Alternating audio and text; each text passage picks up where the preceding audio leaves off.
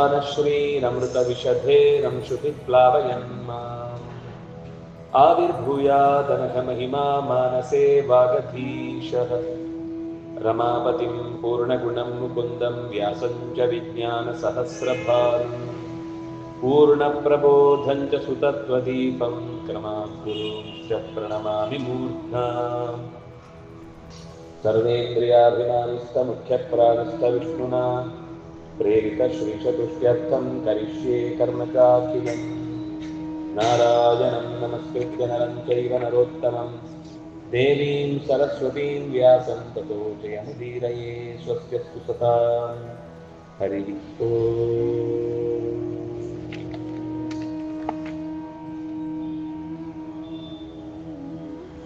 ಜಯತೀರ್ಥ ಗುರುಗಳ ಸಪ್ತಾಹದ ಅಂಗವಾಗಿ ಈ ಹಿಂದೆ 3 ದಿನಗಳಲ್ಲಿ ಆಚಾರ್ಯರು ನಿರ್ದೇಶ ಮಾಡಿದ ಪೂಜಾ ವಿಧಾನದ ಸರಳ ಅಂಶವನ್ನು ಜಯತೀರ್ಥರು ಪದ್ಯಮಾಲಿಕೆಯ ಮೂಲಕ ಏನು ಸಂಗ್ರಹ ಮಾಡಿದ್ರು ಅದರ ಯಥಾಶಕ್ತಿ ಚಿಂತನೆಯನ್ನು ನಾವು ನಡೆಸಿದ್ದೇವೆ. ಇನ್ನು ಉಳಿದಂತೆ ಅವರು ಹೆಚ್ಚು ಈ ವಾದದ ಶೈಲಿಯ ಗ್ರಂಥಗಳನ್ನು ಬರೆದದ್ದು ಹೆಚ್ಚು.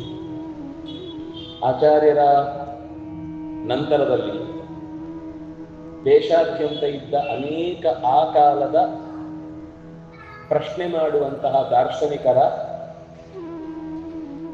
ವಿಷಯಗಳನ್ನ ಲಕ್ಷೀಕರಿಸಿ, ಯಾಕೆಂದ್ರೆ ಒಂದು ಹೊಸ್ತನ್ನ ಹೇಳಬೇಕು ಅಂತಂದ್ರೆ ಈಗ ಇರುವ ತನಕ, ಈಗ ಇಲ್ಲಿ ತನಕ ಏನಿತ್ತೋ ಅದೇ ಇರಬೇಕಾದ್ರೆ ನೀವೇನು ಹೊಸ್ತು ಹೇಳುದು? ಯಾವುದೋ ಒಂದು ಹೊಸ ಪ್ರಾಡಕ್ಟ್ ಅನ್ನು ತರುವಾಗ ಅಯ್ಯೋ ಇದು ಹಿಂದೆ ಇದ್ದದ್ದೇ ಇತ್ತು ಹೇಳಿದ್ರೆ ಇಲ್ಲ ಅದಕ್ಕಿಂತ ಇದು ಸ್ವಲ್ಪ ಬ್ಯಾಟ್ರಿ ಕಮ್ಮಿ ಖರ್ಚಾಗುತ್ತೆ, ಅದನ್ನು ನೀವು ಈಸಿಯೆಸ್ಟ್ ಆಗಿ ಬಳಸಬಹುದು ಅಂತ ಒಂದಿಷ್ಟು ಅದರಿಂದ ವಿಶೇಷವಾದ ಕೆಲವು ಅಂಶಗಳನ್ನ ಹೇಳಬೇಕಾಗುತ್ತೆ. ಮತ್ತು ಆ ಪದಾರ್ಥಗಳ ಅದನ್ನು ಬಳಸುವಾಗ ಪ್ರಕೃತಿಗೆ ತುಂಬಾ ಹಾನಿಯಾಗುತ್ತೆ, ಅದರಿಂದ ಉಪಯೋಗ ಇಲ್ಲ, ನಿಮ್ಮ ವಿದ್ಯುತ್ ಹೆಚ್ಚು ಖರ್ಚಾಗುತ್ತೆ, ಈ ತರ ಅದರ ಪಾಸಿಟಿವ್ ಮತ್ತು 2 ಹಿಂದೆ ಇದ್ದದರಲ್ಲಿದ್ದ ದೋಷಗಳು, ಇದನ್ನ ಎತ್ತಿ ಹೇಳಬೇಕಾದ ಅನಿವಾರ್ಯತೆ ಬರುತ್ತೆ. ಹಾಗೆಯೇ ಶಾಸ್ತ್ರ ಗ್ರಂಥಗಳಲ್ಲೂ ಕೂಡ ಕಾಲ ಹೋದ ಹಾಗೆ ಅನೇಕರು ತಮಗೆ ಬೇಕಾದ ಹಾಗೆ ಅದನ್ನ ಮಾಡಿಫೈ ಮಾಡ್ಕೊಳ್ತಾ ಹೋಗ್ತಾರೆ. ಅದರಿಂದ ಏನಾಗುತ್ತೆ ಅಂದ್ರೆ ನಮಗೆ ಸುಲಭ ಮಾಡ್ಕೊಳ್ಳಿಕ್ಕೆ ಹೋಗಿ ವಾಸ್ತವಿಕ ಸತ್ಯವನ್ನ ನಾವು ಮರೆತು ಬಿಡುವ ಸಾಧ್ಯತೆಗಳು ಹೆಚ್ಚು. ಅಂದ್ರೆ ಜನರಿಗೆ ಕೇಳಲಿಕ್ಕೆ ಖುಷಿ ಆಗ್ಬೇಕು ಅಂತ ಮಾಡಿಬಿಟ್ರೆ ಜನರಿಗೆ ಕೇಳಿ ಖುಷಿ ಆಗ್ಬೋದು, ಆದ್ರೆ ಅದರ ನ್ಯಾಯಯುತವಾದ ಭಗವತ್ ಚಿಂತನೆಯ ವಿಷಯದಲ್ಲಿ ಅದರಲ್ಲಿ ಮೋಸ ಇದ್ರೆ ಅದನ್ನು ಹೇಳಲೇಬೇಕಾಗುತ್ತೆ. ಸಾಮಾನ್ಯ ಏನಾಗುತ್ತೆ, ನೀವೇ ಎಲ್ಲ ಅಂತ ಹೇಳಿಬಿಟ್ರೆ ಖುಷಿ ಆಗ್ಬಿಡುತ್ತೆ ನಿಮ್ಗೆ, ನೀವೇ ಸರ್ವಸ್ವ ಅಂತ ಹೇಳಿಬಿಟ್ರೆ. ಹಾಗಾಗುದಿಲ್ಲ, ಅದನ್ನು ನಿಮ್ಗೆ ಖುಷಿಗೋಸ್ಕರ ಹೇಳ್ಬೋದಷ್ಟೇ. ಈಗ ಜಾಹೀರಾತುಗಳಲ್ಲಿ ನಿಮ್ಮ ಮುಖದಲ್ಲಿ ಮೈಕಾಂತಿ ಅಂತ ಒಂದ್ಯಾವುದೋ ಹಚ್ಕೊಳ್ಳಿಕ್ಕೆ ಹೇಳ್ತಾರೆ. ಅದು ಆಗುದಿಲ್ಲ ಅಂತ ಆದ್ರೂ ಅವರು ಹಾಗೆ ಹೇಳ್ತಾರೆ. ಅಕಸ್ಮಾತ್ ಅದು ನಿಜವಾಗಿಯೂ ಆಗುವುದಾಗಿದ್ರೆ ಎಷ್ಟೋ ದೇಶಗಳಲ್ಲಿ ಕಾಣದೇ ಇರುವಷ್ಟು ಕಪ್ಪಾಗಿರುವಂತಹ ಮಂದಿ ಇದ್ದಾರೆ. ಈಗ ಸೌತ್ ಆಫ್ರಿಕಾದಿಂದ ಒಂದು ಜನರಿಗೆ ಇದನ್ನ ಅಲ್ಲಿಗೆ ಪಾರ್ಸಲ್ ಮಾಡಿ ಅವ್ರನ್ನೆಲ್ಲ ಕರಿನಾಯಿಯನ್ನು ಬಿಳಿ ನಾಯಿ ಮಾಡ್ಕೊಳ್ಳೋದು ಅಂತ ಕಾರ್ಯಕ್ರಮಕ್ಕೆ ನಾವು ವ್ಯವಸ್ಥೆ ಮಾಡಿದ್ರೆ ಆಗುತ್ತಾ? ಅದು ಇರುವುದೇ ಹಾಗೆ. ಅದು ಪೀಸ್ ಮಾಡೋ ವಿಷಯ ಅಲ್ಲ. ಒಂದು ವಸ್ತು ಅದು ಹೇಗಿದೆಯೋ ಹಾಗೆ ಒಪ್ಪಿಕೊಳ್ಳುವಂಥದ್ದೇನಿದೆ ಅದು ನಮ್ಗೆ ಎಷ್ಟೋ ಸುಖ ಕೊಡುತ್ತೆ. ಈಗ ತಾತ್ಕಾಲಿಕವಾಗಿ ಹೊಗಳಿಕೆಗೆ ಖುಷಿ ಆಗುತ್ತೆ ಅಂತ ಅಷ್ಟೇ ಕಾರಣಕ್ಕೆ ನಾವೇನು ಬದಲಾಯಿಸಿ ಬಿಡ್ತೇವೆ ಅಂತ ಮಾಡಿದ್ರೆ ಅದು ಕೆಲವು ದಿವಸ ಹೋದ್ಮೇಲೆ ಅದರ ಭ್ರಮೆ ಇಳಿಯುವಷ್ಟರಲ್ಲಿ ಜೀವನ ಮುಗ್ದೋಗುತ್ತೆ. ಸಾಧನೆಗೆ ಇರುವ ಅವಕಾಶವೇ ಸ್ವಲ್ಪ. ಅಷ್ಟರಲ್ಲಿ ಬರೀ ಸುಳ್ಳುಗಳ ಮಧ್ಯೆ ಬದುಕಿ ಕೊನೆಗೊಂದು ದಿವಸ ಸತ್ಯ ಗೊತ್ತಾಗುವ, ಅಯ್ಯೋ ಇದೆಲ್ಲ ನಂಗೆ ಗೊತ್ತಿದ್ರೆ ನಾನು ಏನು ಚೆನ್ನಾಗಿ ಮಾಡ್ತಿದ್ದೆ, ಇನ್ನೊಂಚೂರು ಸಾಧನೆ ಮಾಡ್ಬೋದಿತ್ತು, ಇನ್ನೇನೋ ಒಂದಿಷ್ಟು ರೀತಿಯಲ್ಲಿ ಸರಿಯಾಗಿ ಬದುಕಬಹುದಿತ್ತು ಅಂತ ಕೊನೆಗೆ ಅನ್ನಿಸುವುದನ್ನ ಮೊದಲೇ ತಿದ್ದುಪಡಿ ಮಾಡಿ, ಇಲ್ಲ ಬದುಕುದ್ರೆ ಹೀಗೆ, ಸುಖ ದುಃಖಗಳು ಅದು ಒಂದು ಪ್ಯಾಕೇಜ್ ಇದ್ದ ಹಾಗೆ, ಒಂದು ತಗೊಂಡ್ಮೇಲೆ ಇನ್ನೊಂದು ಅದರ ಜೊತೆಗೆ ಬಂದೇ ಬರುತ್ತೆ, ಅದು ಫ್ರೀ. ಅದು ನಾವು ಬೇಡ ಅಂದ್ರೂ ನಮ್ಮ ಜೊತೆಗೆ ಇರುತ್ತೆ, ನಾವು ಬೇಕು ಅಂದ್ರೂ ಹೆಚ್ಚು ಬರಲ್ಲ, ಹೆಚ್ಚು ಬೇಕು ಅಂತಂದ್ರೆ ಹೆಚ್ಚು ಕೊಡ್ಲಿಕ್ಕೆ ಆಗಲ್ಲ. ಹಾಗಾಗಿ ಸತ್ಯದ ಜೊತೆಗೆ ಬದುಕಿದ್ರೆ ತತ್ಕಾಲದ ಒಂಚೂರು ಹಿಂಸೆ ಆಗುದು. ಯಾಕಂದ್ರೆ ಎಲ್ರಿಗೂ ಎಲ್ಲವೂ ಇಷ್ಟ ಆಗುತ್ತೆ ಅಂತ ಹೇಳಲಿಕ್ಕೆ ಬರುವುದಿಲ್ಲ, ಎಲ್ಲರಿಗೂ ಒಂದೇ ತರದ ಆಸಕ್ತಿ ಇರುವುದಿಲ್ಲ, ಒಬ್ಬೊಬ್ಬರಿಗೆ ಒಂದೊಂದರಲ್ಲಿ ಆಸಕ್ತಿ ಇರುತ್ತೆ. ಅದು ಜೀವ ಸ್ವಭಾವಕ್ಕೆ ಅನುಗುಣವಾಗಿ ನಾವು ಎಷ್ಟೋ ಸರ್ತಿ ನಮ್ಮ ಶಾಲೆಯಲ್ಲಿ ಮಕ್ಕಳಿಗೆ ನಾವು ಮೊದಲು ಟೊಪ್ಪಿಗೆ ರೆಡಿ ಮಾಡಿ ಅದನ್ನ ತಲೆಗೆ ತೂರಿ, ಅದು ತೂರ್ಲಿಲ್ಲ ಅಂತ ತಲೆ ಕೆತ್ತುವ ಕೆಲಸ ಮಾಡ್ತಾ ಇದ್ದೇವೆ ನಾವು. ವಸ್ತುತಃ ತಲೆಗೆ ಬೇಕಾದ ಟೊಪ್ಪಿಗೆ ಹೊಲಿಯುವ ಕೆಲಸವನ್ನ ಮಾಡಬೇಕಿದ್ದದ್ದು ನಮ್ಮ ನಿಜವಾದ ಶಿಕ್ಷಣದ ಕ್ರಮ. ಅದು ಸತ್ಯ ಕೂಡ. ಹಾಗಾಗಿ ಆಯಾ ಜೀವಿಯ ಅವನ ಆಂತರಿಕ ಬಲ ಏನು ಅಂತ ಗುರುತಿಸಿ ಅದಕ್ಕೆ ತಕ್ಕಂತೆ ಶಿಕ್ಷಣ ಕೊಡುವುದು, ಅದಕ್ಕೆ ತಕ್ಕಂತೆ ಅವನಿಗೆ ವಿದ್ಯೆಯನ್ನು ನೀಡುವುದು, ಇದು ನಿಜವಾಗಿ ಆಗಬೇಕಿದ್ದ ಕೆಲಸ. ಆಚಾರ್ಯರು ಈ ಅಂಶದಲ್ಲಿ ಹಿಂದಿನವರು ಅಂದ್ರೆ ಅವರ ಉದ್ದೇಶ ಏನು ಹಾಳು ಮಾಡಬೇಕು ಅಂತ ಆಗಿರುವುದಿಲ್ಲ. ಆದ್ರೆ ಬುದ್ಧಿಮತ್ತೆ ಅಷ್ಟು ಇದ್ದಾಗ ಅವರಿಗೆ ಕಾಣಿಸ್ತು, ಈಗ ಕಣ್ಣಿಗೆ ಕಂಡದ್ದು ಮಾತ್ರ ಸತ್ಯ ಅಂತ ಒಪ್ಪುವಂತ ಒಂದು ದರ್ಶನ ಇದೆ. ಅದು ಪ್ರತ್ಯಕ್ಷ ಪ್ರಮಾಣ ಬಿಟ್ರೆ ಬೇರೆ ಯಾವುದನ್ನು ಒಪ್ಪಲ್ಲ. ಆದ್ರೆ ಸ್ವಲ್ಪ ಆಲೋಚನೆ ಮಾಡಿದ್ರೆ ಪ್ರತ್ಯಕ್ಷ ಬಿಟ್ಟು ಕೂಡ ಬೇರೆ ಸಂಗತಿಗಳನ್ನ ನಾವು ಒಪ್ಪಬೇಕಾಗಿದೆ. ಎಲ್ಲಾ ಸಂದರ್ಭದಲ್ಲೂ ನನಗೆ ಈಗ ನೋಡಿ, ಪಕ್ಕದ ಮನೆಗೆ ಬೆಂಕಿ ಬಿದ್ರೆ ನಮ್ಗೆ ಕಾಣಿಸ್ತಿಲ್ಲ, ದೂರದಲ್ಲಿದೆ. ಅಲ್ಲಿ ಹೊಗೆ ಕಾಣಿಸ್ತಾ ಇದ್ರೆ ನಾವು ತಕ್ಷಣ ಫೋನ್ ಮಾಡಿ ಹೇಳ್ತೇವೆ, ಬೇಗ ಫೈರ್ ಇಂಜಿನ್ಗೆ 100 108 ಯಾವುದೋ ಒಂದು ಕರೆದು ಹೇಳ್ತೇವೆ. ಅವ್ನು ಕೇಳ್ತಾನೆ ಪಕ್ಕದವನು, ಯಾಕೆ ಫೋನ್ ಮಾಡಿದ್ರಿ? ಅಲ್ಲ ಬೆಂಕಿ ಬಿದ್ದಿದೆ. ಅಲ್ಲ ಬೆಂಕಿ ಕಾಣಿಸ್ತಿಲ್ಲಲ್ಲ. ಪ್ರತ್ಯಕ್ಷದ ಪ್ರಕಾರ ಆದ್ರೆ ಏನ್ ಹೇಳ್ಬೇಕು? ಪ್ರತ್ಯಕ್ಷ ಬರೀ ಹೊಗೆ ಇರುವುದು, ಬೆಂಕಿಯದ್ದು ದರ್ಶನವೇ ಆಗಿಲ್ಲ. ಆದ್ರೆ ನೀವು ತಕ್ಷಣ ಹೇಗೆ ಹೇಳಿದ್ರಿ? ನೀವು ಪ್ರತ್ಯಕ್ಷ ಮಾತ್ರ ಪ್ರಮಾಣ ಅಂತ ಹೇಳೋರು, ಯಾಕೆ ಫೋನ್ ಮಾಡಿದ್ರಿ? ಅದು ಹೊಗೆ ಇದ್ರೆ ಬೆಂಕಿ ಇರುತ್ತೆ. ಹೊಗೆ ಇದ್ರೆ ಬೆಂಕಿ ಇರುತ್ತೆ. ಓ, ಅದು ನಿಮ್ಗೆ ಕಾಣಿಸ್ತಾ ಇಲ್ಲಲ್ಲ? ಹಾಗಾದ್ರೆ ಅದನ್ನು ನೀವು ಪ್ರತ್ಯಕ್ಷ ಮಾತ್ರ ಪ್ರಮಾಣ ಹೇಳೋರು ಅಲ್ಲಿ ಹೋಗಿ ಪರಾಮರಿಸಿ ನೋಡದೆ ಹೇಗೆ ಫೋನ್ ಮಾಡಿ ತಿಳಿಸಿದ್ರಿ? ಅದನ್ನು ನಾವು ಬಾಯಿಗೆ ಪ್ರತ್ಯಕ್ಷ ಮಾತ್ರ ಪ್ರಮಾಣ ಹೇಳುವುದಾದ್ರೂ ಕೂಡ ಪ್ರತ್ಯಕ್ಷ ಬಿಟ್ಟು ಇನ್ನೂ ಕೆಲವು ಸಂಗತಿಗಳನ್ನು ನಮಗೆ ಗೊತ್ತಿಲ್ಲದೆ ಒಪ್ಕೊಳ್ತೇವೆ. ನಿಮ್ಮ ಅಪ್ಪ ಯಾರು ಅಂತ ಕೇಳಿದ. ನಮ್ಮ ಅಪ್ಪ ಅವನ ಹೆಸರು ಹೇಳಿದ. ನಿಂಗೆ ಹೆಂಗ್ ಗೊತ್ತು ಅಂತ ಕೇಳಿದ. ನಮ್ಮ ಅಮ್ಮ ಹೇಳಿದ್ನು. ಪ್ರತ್ಯಕ್ಷ ಇಲ್ಲಲ್ಲ ನಿನಗೆ, ಯಾಕಂದ್ರೆ ನಿನ್ನ ಅಪ್ಪ ನೀನು ಹುಟ್ಟುವಾಗ ಇರ್ಲಿಲ್ಲ. ಅಂದ್ರೆ ನಿಂಗೆ ಹುಟ್ಟುವಾಗ ಅವನೇ ಅಂತ ಗೊತ್ತಿಲ್ಲ. ಈಗ ಗೊತ್ತಾಗಿದ್ದು, ಅಮ್ಮ ಹೇಳಿ ಹೇಳಿ ಹೇಳಿ ಹೇಳಿ ಇವನೇ ಅಪ್ಪ ಅಂತ ಗೊತ್ತಾಗಿದ್ದು. ಅಂದ್ರೆ ಮಾತು ಪ್ರಮಾಣ ಅಂತ ಅನ್ನೋದನ್ನ ನೀನೇ ಒಪ್ಪಿದ್ದಿ. ನಿನ್ಗೆ ಅಪ್ಪ ಇವನೇ ಅನ್ನೋದನ್ನ ಅಮ್ಮನ ಮೇಲಿನ ಮಾತಿನ ನಂಬಿಕೆಯಿಂದ ನೀನು ತಿಳ್ಕೊಂಡಿದ್ದಿ. ಹಾಗೆಯೇ ಜಗತ್ತಿನಲ್ಲೂ ಜಗತ್ತಿನ ಎಲ್ಲಾ ಸಂಗತಿಗಳನ್ನ ಸಿದ್ಧಪಡಿಸಿದವನು ಭಗವಂತ ಅಂತ ನಮಗೆ ಅಮ್ಮ ಹೇಳ್ತಾಳೆ. ಯಾರು ಅಮ್ಮ ಅಂದ್ರೆ? ವೇದಮ್ಮ, ವೇದ ತಾಯಿ. ಅವಳು ಹೇಳ್ತಾಳೆ ಜಗತ್ತಿನ ಎಲ್ಲ ಸೃಷ್ಟಿಕರ್ತ ಭಗವಂತ, ಅವನನ್ನ ನಾವು ನಂಬಬೇಕು ಅಂತಾದ್ರೆ ನಾವು ವೇದಕ್ಕೆ ಶರಣಾಗ್ಬೇಕು. ಯಾಕೆಂದ್ರೆ ಮೊದಲನೇದು ಎರಡನ್ನು ಹೇಳಿಕ್ಕೆ ಬರುವುದಿಲ್ಲ. ಮೊದಲನೇದು ಎರಡು ಅಂದ್ರೆ ಒಟ್ಟು 3 ಅಂಶಗಳನ್ನ ನಾವು ಗಮನಿಸಬೇಕಾದದ್ದು. ಒಂದು ವಸ್ತುವನ್ನ ಇದೆ, ಹೌದು, ಅದು ನಂಬುವಂಥದ್ದು, ಅದು ಪ್ರಮಾಣ ಅಂತ ಹೇಳಲಿಕ್ಕೆ ಒಂದು ಕಣ್ಣಾರೆ ಕಾಣಬೇಕು. ಭಗವಂತ ಕಣ್ಣಿಗೆ ಕಾಣುವ ವಸ್ತು ಅಲ್ಲ. ನಾವು ಕೋಡು ಹಿಡಿದು ಹಸುವನ್ನ ತಂದು ತೋರಿಸಿದ ಹಾಗೆ ಭಗವಂತನನ್ನು ಕೋಡು ಹಿಡಿದು ತರ್ಲಿಕ್ಕಾಗಲ್ಲ.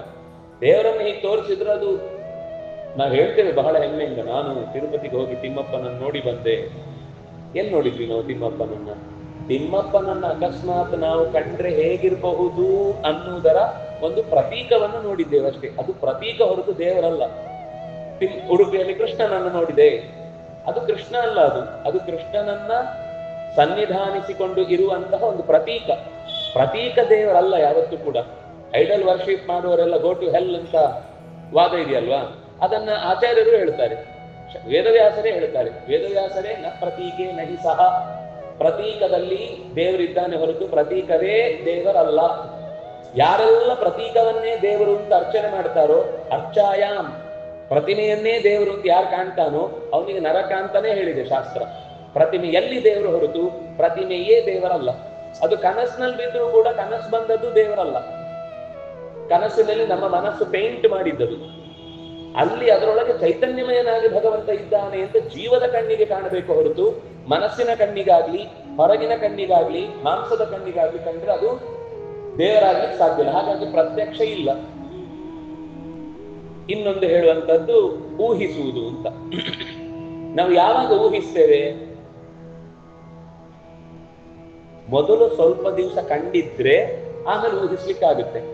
ಒಬ್ಬ ಆನೆಯನ್ನೇ ಕಂಡಿಲ್ಲ, ಜೀವವನ್ನು ನೋಡಿಲ್ಲ, ಕೇಳ್ತಾನೆ ಈ ಮುಷ್ಟಿಯಲ್ಲಿ ಏನಿದೆಯೋ? ಆನೆ ಅಂತಾನೆ. ನೀನ್ ಆನೆ ನೋಡಿಲ್ಲ ಅಂತ ಆಯ್ತು, ಸುಮ್ಮನೆ ನೀನ್ ಹೇಳ್ಬೇಡ. ಇನ್ನೊಬ್ಬ ಹೇಳ್ತಾನೆ ಅಡಿಕೆ ಬಟ್ಲು. ಇರ್ಬೋದು, ಯಾಕೆಂದ್ರೆ ಒಂದು ಮುಷ್ಟಿಯೊಳಗೆ ಅಡಿಕೆ ಬಟ್ಲು ಹಿಡಿಯತ್ತೆ ಹೊರತು ಆನೆ ಹಿಡಿಲಿಕ್ಕೆ ಸಾಧ್ಯ ಇಲ್ಲ. ಹಾಗಾದ್ರೆ ಅದರಲ್ಲಿ ಊಹಿಸ್ಬೇಕಾದ್ರೂ ಕೂಡ ಕೈಯೊಳಗೆ ಹಿಡಿಯುವಂತಹ ವಸ್ತುಗಳು ಯಾವುದು ಅಂತ ಒಂದು ಯೋಚನೆ ಮಾಡಿರ್ಬೇಕು. ಇಲ್ಲಾಂದ್ರೆ ಅವನು ಅಕಸ್ಮಾತ್ ಯಾವುದು ಬಿಲ್ಡಿಂಗ್ ಇದೆ, ಯಾವುದು ದೇಶ ಇದೆ, ಇನ್ನೊಂದೇನೋ ಇದೆ ಹೇಳಿದ್ರೆ ಸ್ವಲ್ಪ ಒಂದೋ ಅವನಿಗೆ ಪರಿಚಯ ಇಲ್ಲ, ಒಂದು ಬಾಯಿ ಬಂದಾಗ ಮಾತಾಡ್ತಿದ್ದಾನೆ ಅಂತ ಆಗುತ್ತೆ. ಹಾಗಾಗಿ ಊಹಿಸ್ಬೇಕು ಅಂತಂದ್ರು ಕರೆಕ್ಟ್ 6:15 ಪ್ರವಚನ ಶುರುವಾಗ್ತಾ ಇದೆ ಅಂತಂದ್ರೆ ಆವಾಗ ಹೊರಗಡೆ ಇದ್ದವರೆಲ್ಲ ಒಳಗೆ ಹೋಗ್ತಾರೆ. ಅವನು 5-6 ಸಲ ನೋಡಿರ್ತಾನೆ 6:30 ಒಳಗೆ ಎಲ್ಲ ಒಳಗೆ ಬಂದ್ಬಿಡ್ತಾರೆ. ಅವನು ಅಲ್ಲೆಲ್ಲೋ ನಿಂತಿರ್ತಾನೆ, ಹೊರಗಡೆ ಯಾರು ಕಾಣಿಸುದಿಲ್ಲ ಅಂದಾಗ ಅವನು ಹೇಳ್ತಾನೆ ಪ್ರವಚನ ಶುರುವಾಗಿದೆ. ಅವನು ಒಳಗೆ ಬಂದು ನೋಡಿಲ್ಲ, ಪ್ರವಚನ ಇಲ್ಲಿಂದ ಶಬ್ದ ಕೇಳಿಸುವುದಿಲ್ಲ, ನಿಮ್ಮನ್ನು ಒಳಗೆ ಬಂದು ನೋಡ್ಲಿಲ್ಲ, ಆದ್ರೆ ಅಲ್ಲಿಂದನೇ ಕೂತು ಮಠದಲ್ಲಿ ಪ್ರವಚನ ಶುರುವಾಯಿತು ಹೇಗೆ ಹೇಳ್ದ? ಅವನು ಪ್ರತಿ ದಿವಸ ನೋಡಿದ್ದ 6:15 ಸರಿಯಾಗಿ ಎಲ್ಲ ಒಳಗೆ ಹೋಗ್ತಾರೆ, ಆಮೇಲೆ ಯಾರು ಹೊರಗೆ ಹೆಚ್ಚು ಓಡಾಡಲ್ಲ, ಅದರಿಂದಾಗಿ ಒಂದು ಜನನಿಬಿಡವಾದ ಸ್ಥಿತಿ ಅನ್ನೋದು ನಿರ್ಜನವಾಗಿದೆ, ಅದರಿಂದಾಗಿ ಒಳಗಡೆ ಉಪನ್ಯಾಸ ಶುರುವಾಗಿದೆ ಅಂತ. ಅಂದ್ರೆ ನಾವಿಲ್ಲಿ ಒಂದು ಹಿಂದೆ ಹಲವಾರು ಬಾರಿ ಪ್ರತ್ಯಕ್ಷದಲ್ಲಿ ನೋಡಿದ್ವಿ. ಇಲ್ಲ ಅಲ್ಲಿ ತನಕ ಎಲ್ಲ ಹೊರಗಡೆ ಇರ್ತಾರೆ, ಜನ ಓಡಾಡ್ತಿರ್ತಾರೆ, ಇನ್ನೇನೋ ಆಗ್ತಾ ಇರುತ್ತೆ, ಅದು ಮುಗೀತು ಅಂತಂದ್ರೆ ಒಳಗೆ ಬಂದು ಕೂತಿದ್ದಾರೆ ಅಂತ ಅರ್ಥ. ಇದು ನಮಗೆ ಮೊದಲು ಪ್ರತ್ಯಕ್ಷ ಇದ್ರೆ ಮಾತ್ರ ಊಹಿಸ್ಲಿಕ್ಕಾಗುತ್ತೆ. ಪ್ರತ್ಯಕ್ಷ ಇಲ್ಲದೆ ಇದ್ರೆ ಊಹಿಸ್ಲಿಕ್ಕಾಗುದೇ ಇಲ್ಲ. ಅಂದ್ರೆ ನಮಗೆ ಮೊದಲು ಕಣ್ಣಿಗೆ ಕಂಡ ಸಂಗತಿ ಆದ್ರೆ ಊಹಿಸ್ಲಿಕ್ಕಾಗುತ್ತೆ, ದೇವರ ಕಣ್ಣಿಗೆ ಕಂಡಿಲ್ಲ, ಅದರಿಂದಾಗಿ ಅವನ ಬಗ್ಗೆ ಊಹಿಸ್ಲಿಕ್ಕೂ ಆಗಲ್ಲ. ಹಾಗಾದ್ರೆ ಒಂದೇ ದಾರಿ, ಅವನನ್ನ ಹುಡುಕಬೇಕು, ಅವನನ್ನ ನೋಡ್ಬೇಕು, ಅವನಿದ್ದಾನೆ ಅಂತ ನಂಬಿಕೆ ಬರಬೇಕು ಅಂದ್ರೆ ಕಂಡವರ ಮಾತನ್ನ ಕೇಳಬೇಕು. ಕಂಡವರ ಮಾತಲ್ಲ, ಯಾರು ಕಂಡಿದ್ದಾರೋ ಒಳಗಿನಿಂದ ಅಂಥವರ ಮಾತನ್ನ ಕೇಳಬೇಕು. ಅಂಥವರ ಮಾತು ಯಾವುದು ಅಂದ್ರೆ ಅದು ಆಗಮ ಅಂತ. ಹೀಗೆ ಇದನ್ನ ಪ್ರಮಾಣ ಪದ್ಧತಿಯ ಒಂದು ವ್ಯವಸ್ಥೆಯನ್ನು ಹೇಳುವಾಗ ಹೀಗೆ 3 ಮುಖಗಳಲ್ಲಿ ದೇವರನ್ನ ಅಥವಾ ಜಗತ್ತಿನ ವಸ್ತುಗಳನ್ನ ಅಸ್ತಿತ್ವವನ್ನ ಕಾಣುವುದಕ್ಕೆ ಒಂದು ಮೆಥಡ್ ಇದೆ. ನಾವು ಈ ಶಾಸ್ತ್ರದಲ್ಲಿ ಹೇಳುವಂಥದ್ದು ಸಾಮಾನ್ಯ ಇದನ್ನ ತರ್ಕದ ಭಾಷೆ ಅಂತ ಹೇಳುವಾಗ ಒಂದು ಮೆಥಡಾಲಜಿ, ಒಂದು ವಸ್ತುವನ್ನ ಹೌದು ಅಂತ ಒಪ್ಪಲಿಕ್ಕೆ ಅವರಿಗೊಂದು ರೀತಿ ಬೇಕು. ಅದನ್ನ ಈ ಮುಖದಲ್ಲಿ ಹೇಳಿದ್ರೆ ಅರ್ಥ ಆಗುತ್ತೆ. ಅದಕ್ಕೋಸ್ಕರ ಅವರು ಪ್ರಮಾಣಗಳನ್ನು ಗಮನಿಸುವ ರೀತಿ, ಅದಕ್ಕೆ ಬೇಕಿರುವಂತಹ ವಿಷಯ. ಈಗ ಕೆಲವೊಂದು ಸ್ವಲ್ಪ ಶಬ್ದಗಳು ನಿಮ್ಗೆ ವಿಷಯ ಕಷ್ಟ ಅನ್ಸೋದು, ಆದ್ರೆ ಅದು ನಮಗೆ ಪ್ರಮಾಣ ಅಂದ್ರೆ ಯಾವುದು? ಈಗ ನನ್ನ ಕಣ್ಣ ಮುಂದೆ ಮೈಕ್ ಇದೆ, ನಾನು ಇದನ್ನು ನೋಡಿ ಹೇಳ್ತಾ ಇದ್ದೀನಿ, ನೀವು ಇದನ್ನು ನೋಡ್ತಾ ಇದ್ದೀರಿ.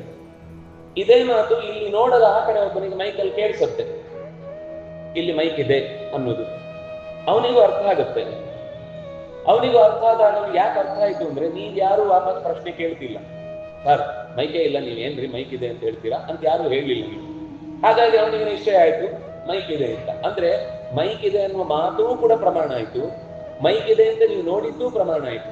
ಹಾಗಾಗಿ ನೋಡುವುದೂ ಪ್ರಮಾಣ ಆಗುತ್ತೆ, ಕೇಳುವುದೂ ಪ್ರಮಾಣ ಆಗುತ್ತೆ. ಅಂದ್ರೆ ಕೇಳುವುದು ಅಂತಂದಾಗ ಅದು ಕಿವಿಯ ಪ್ರತ್ಯಕ್ಷ, ನೋಡುವುದು ಅಂತಂದಾಗ ಕಣ್ಣಿನ ಪ್ರತ್ಯಕ್ಷ.